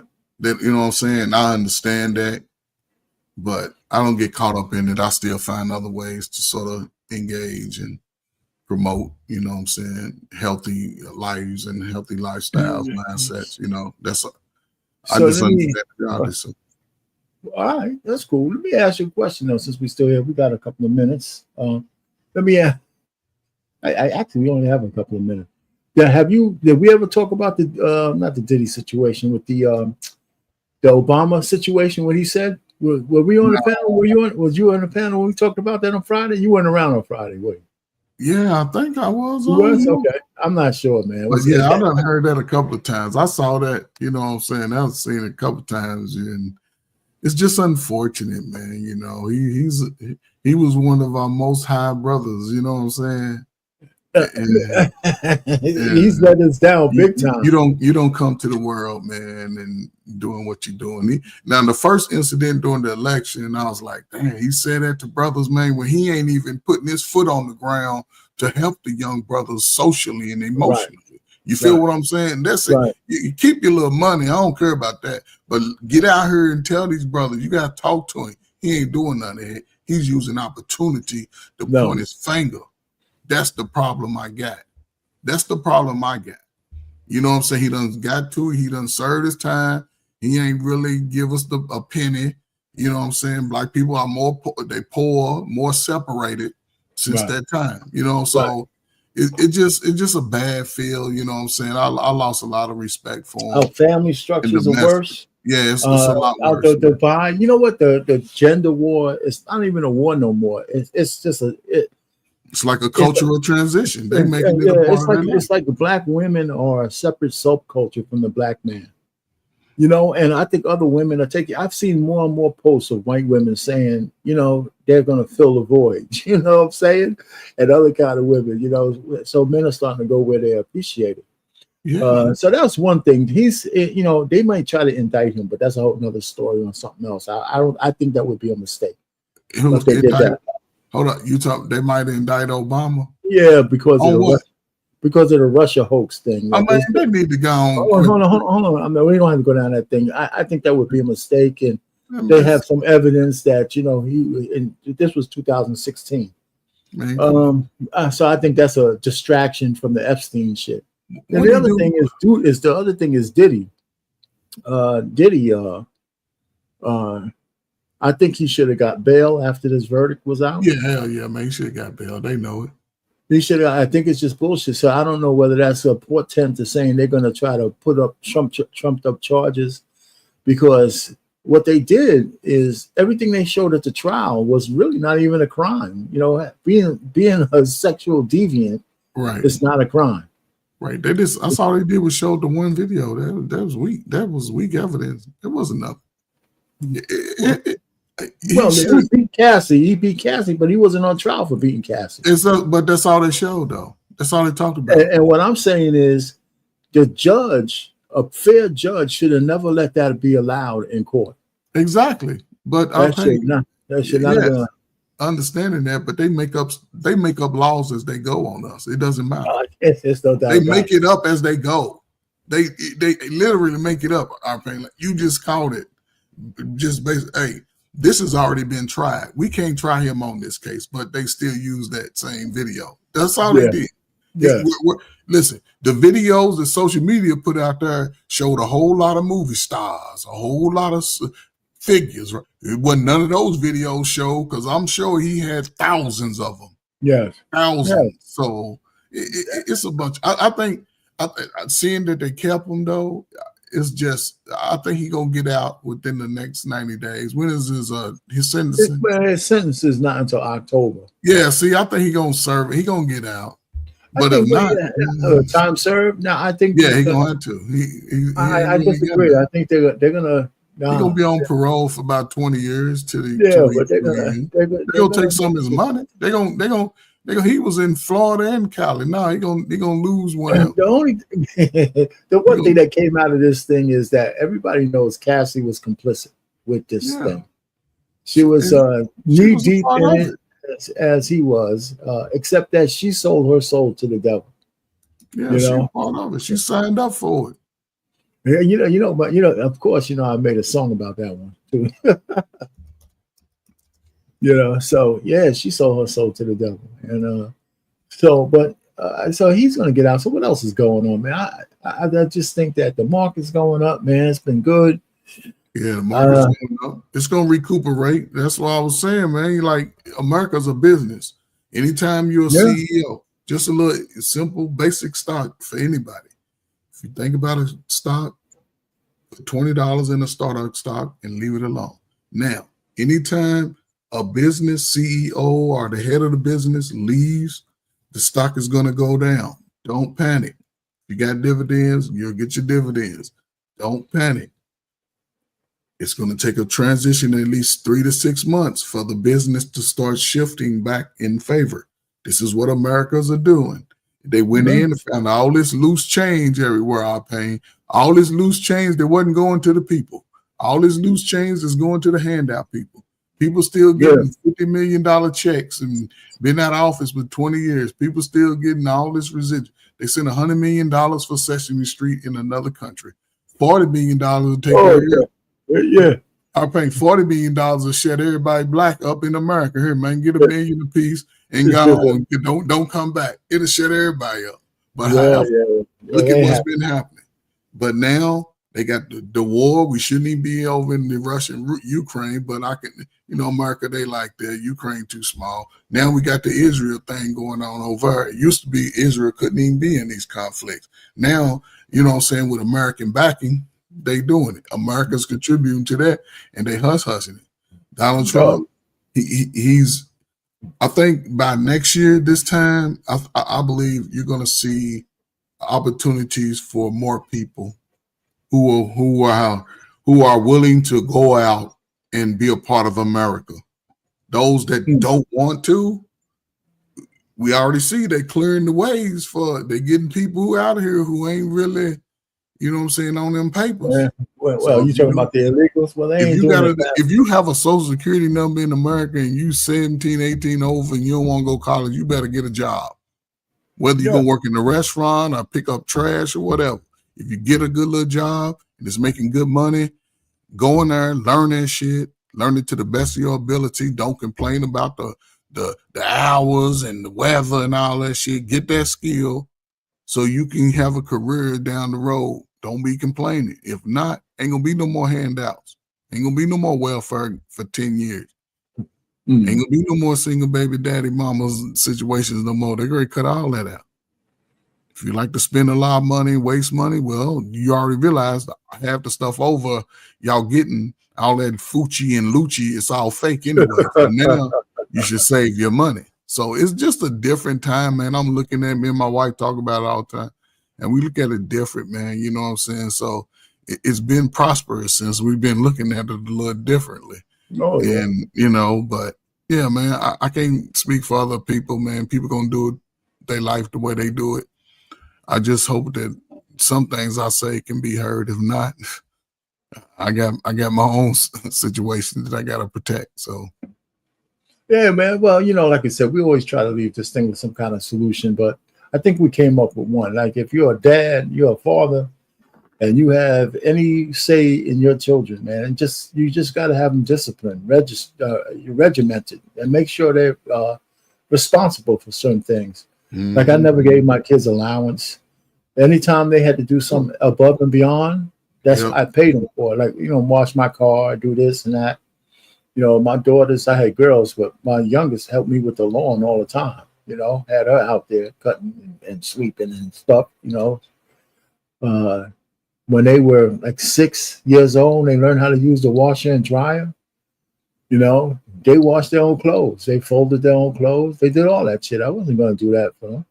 Their mother didn't have to do that for them either. We were all on our own schedule. So they had clothes to wash. It's a funny thing, right? My oldest daughter doesn't live with us, right? She's got her own apartment, and they have a separate laundry room in the complex, but she doesn't want to go there. So guess where she goes to wash her clothes? My daughter comes back to my house every couple of weeks to wash her clothes. She comes back. I don't mind because we get a chance to see her and she can hang out, but she'd rather come over here. They're going to inherit this place anyway. So it's funny that she's going to let me use the comfort up so we get a chance to see her. She don't live that far away from us, so that's cool.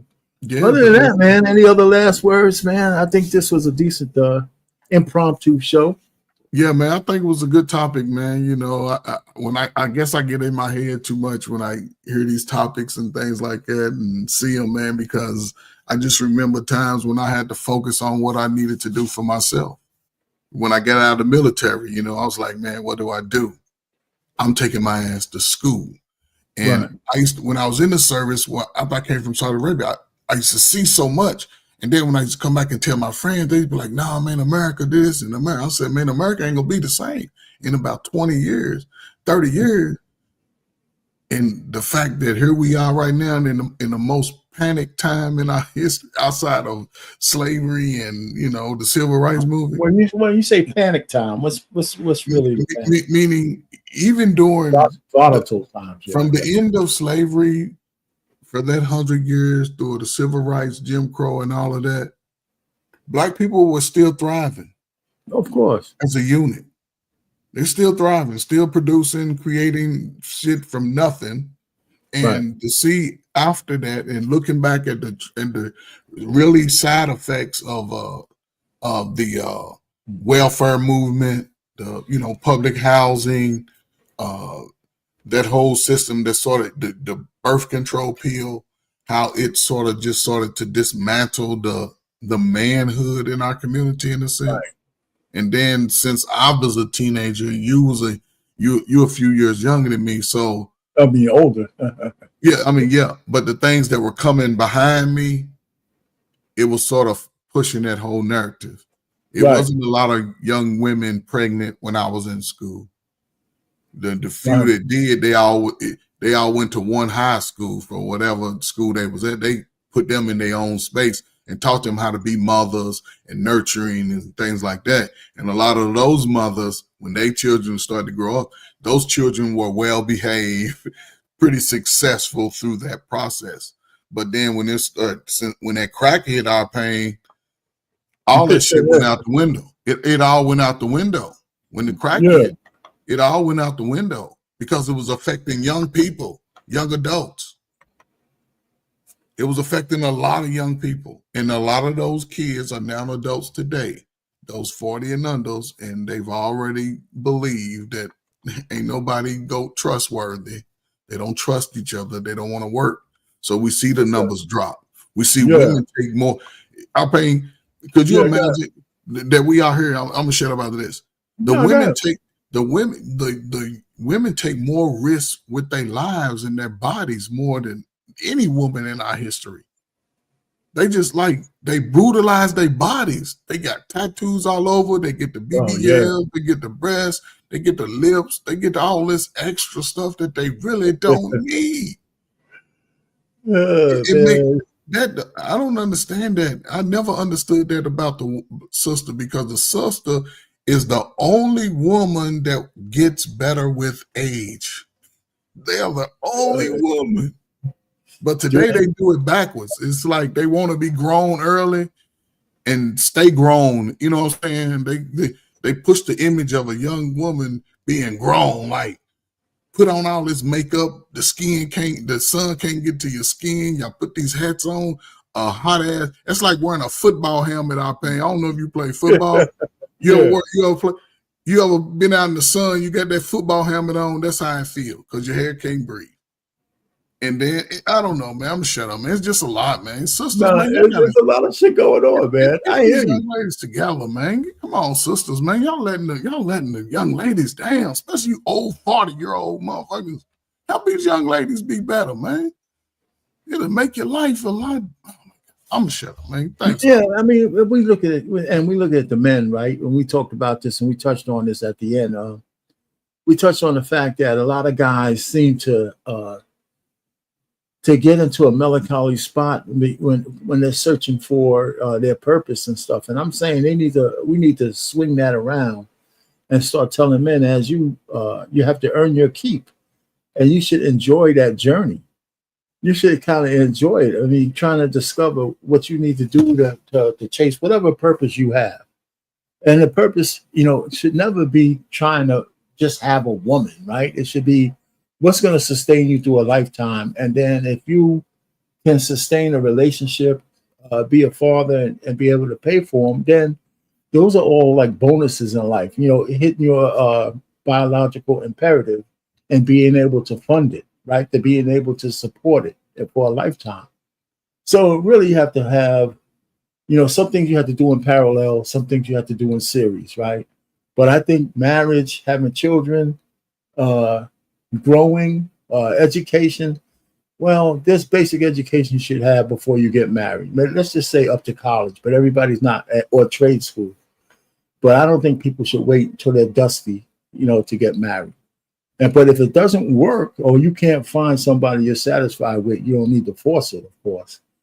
But I think the earlier the better, you know. So if we have people in the 25 to 30 age and get that average back, that'll be good. But I think it's going forever, man.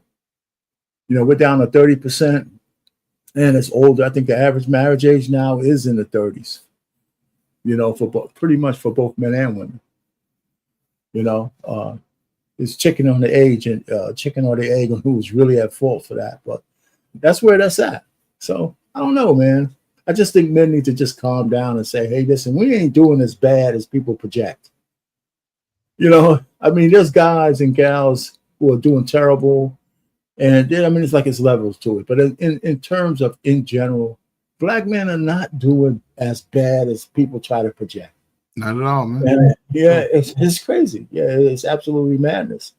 So I think we need to have more men take that shit to heart. And when we get on these airwaves, you know, we have less complaining about what the honeys are doing because they have their own problems and they're significant. They got significant issues. And I think a black woman's problem is that they still have a severe case of inferiority complex. And it's not up to us to fix that shit. You know, it's not up to us to fix that. You know, I think it was Senegal. They tried to pass a law. I don't know if you heard this. They tried to pass a law, and they did pass it. It only lasted one day. That they were going to make women, they were going to outlaw wigs and weaves. Yeah, man, because they wanted women to be prideful of their own natural hair. Yeah, right. Because they think, you know, because women say men don't want that, women with natural hair and all this other bullshit. Ridiculous. And so they try to outlaw it. I think the women were going to walk out of the country. The law lasted one day before they rescinded it. The women came and fought for, I want my weave, God damn it, I want it. Yeah, these are African women. I want my weave. That's part of Africa where they want to be American women anyway. Yeah, those women want to be American. Let me tell you, that was the wrong way of trying to go about it. I don't know. No. Let me just say this. I was going to say, if you wanted women to be, if you wanted to try to really convince black women or to that their natural hair, their 4C hair and all that shit, you got to use propaganda. You got to use advertising. You got to use propaganda. You have to show and spend money. You can't tell people when you try to pass a law to prohibit something, that's just going to backfire. It's just going to. I could have told them that. It wouldn't backfire in America. Just get the fuck out of here. You goddamn. It wouldn't even get to. It couldn't even happen in America. No, right. They wouldn't pass the law, but tell me this: sisters ain't going nowhere. They gonna be right here. They ain't going no other country like that. They gonna be right here. Yeah, but they ain't passing no law like that either. I know, but they gonna be walking around looking like me and you, talking about what a man's at. At least it'll teach you how to take care of your hair.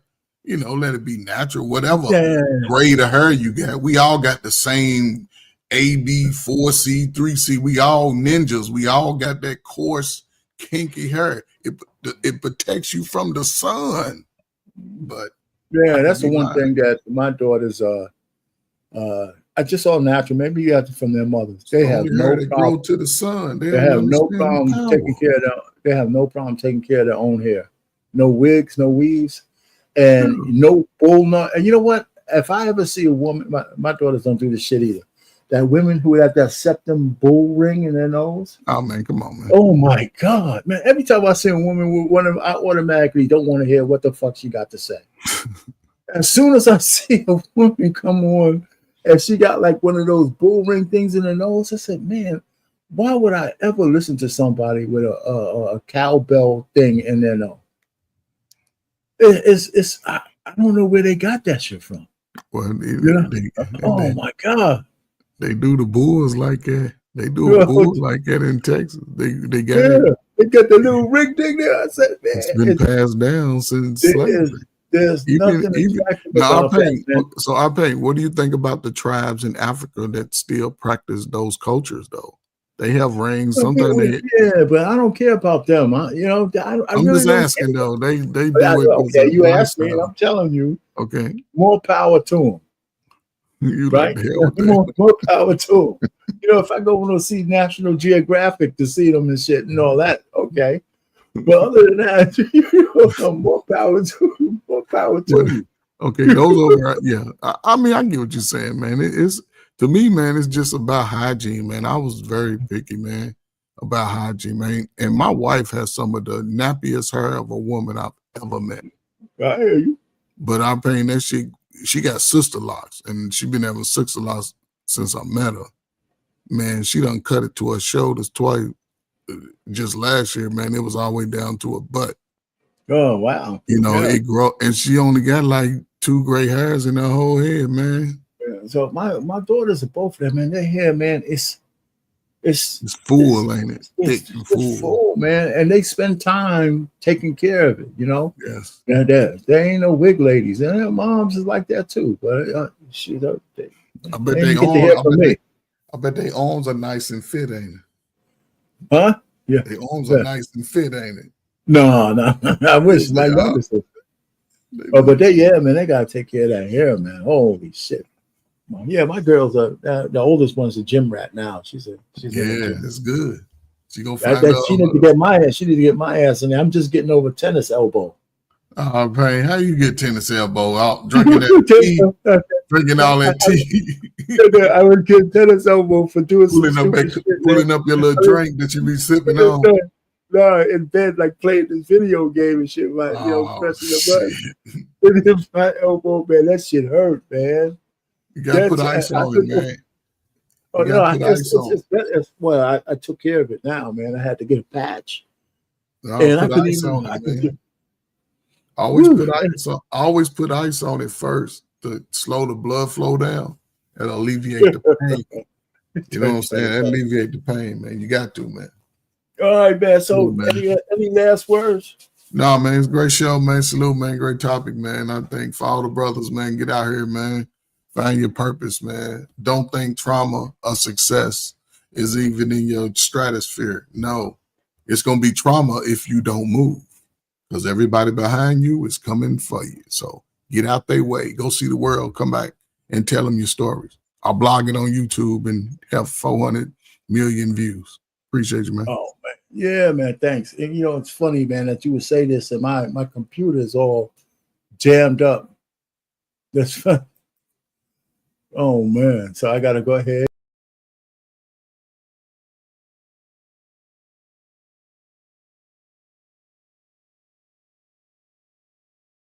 I don't know what happened to our pain, but man, follow me Lost in Translation. What's up, brother? Yeah, I am here. I had to kind of recycle my computer there. Anyway, so listen, I was gonna cut out too, man. Like I said, my last word. I did want to show everybody as my way. I did this tune, right, as a cautionary tale for guys and gals who might fall prey to like signing their souls away to the devil. All right, man, take it easy.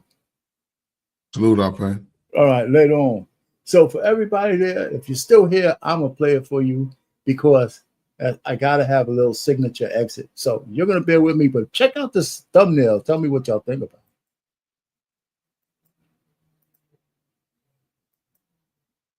it. If I can find it somewhere, I have it somewhere. Where is my thumbnail? It is really, I gotta go find it.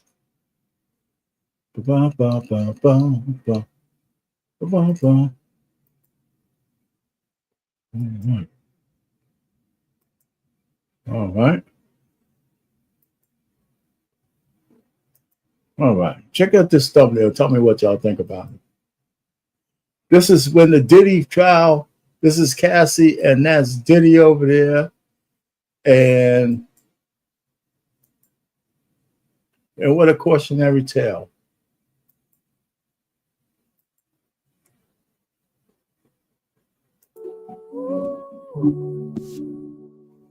In the dark, where shadows creep, secrets hidden, no time for sleep. A whispered pact beneath the shine, trading dreams for a life of crime. In the night, temptation grows. Beware of the deals made in the dark. What seems so sweet leaves his lasting mark. No fortune gained is worth such a toll when the devil's grin steals your soul. He'll call you sweetly, but there's a catch. With words like honey, a wicked match.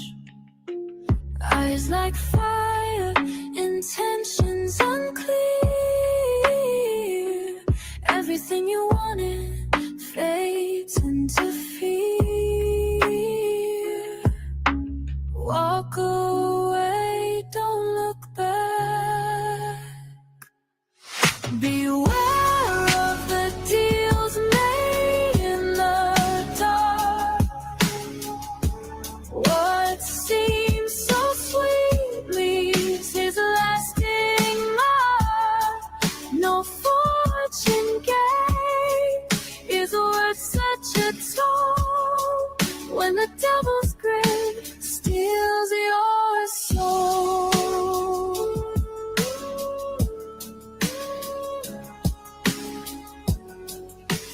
Run from his promise, break free from the night.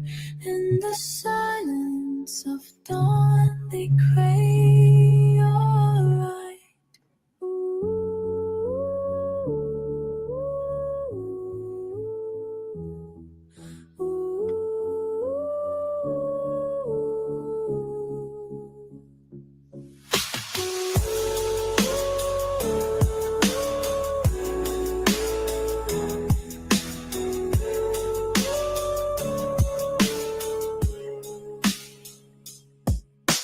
When from his promise, break free from the night. In the silence of dawn, reclaim your light.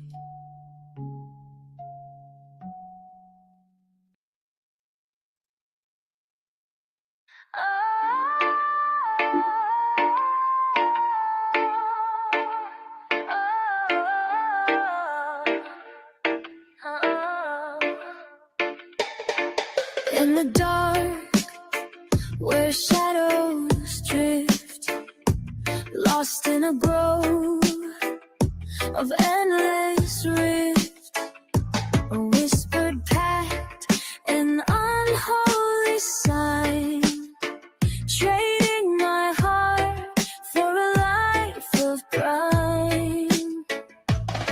In the night, the smoke unfolds. Beware of the deals made in the night. What seems so sweet turns to plight. No treasure found is worth the strife when the devil's smile steals your life.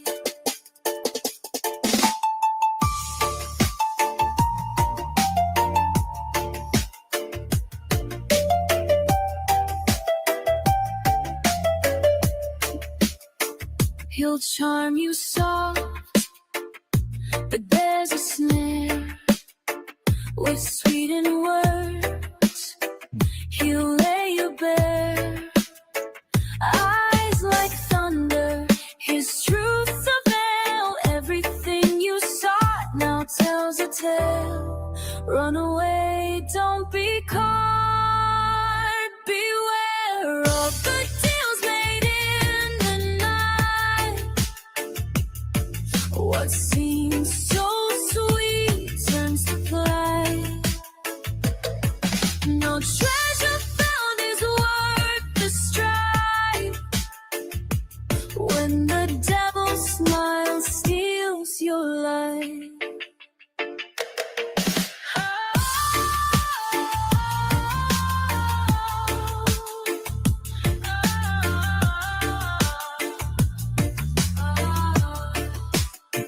We from his promise step into the light. When dawn breaks free, embrace your flight.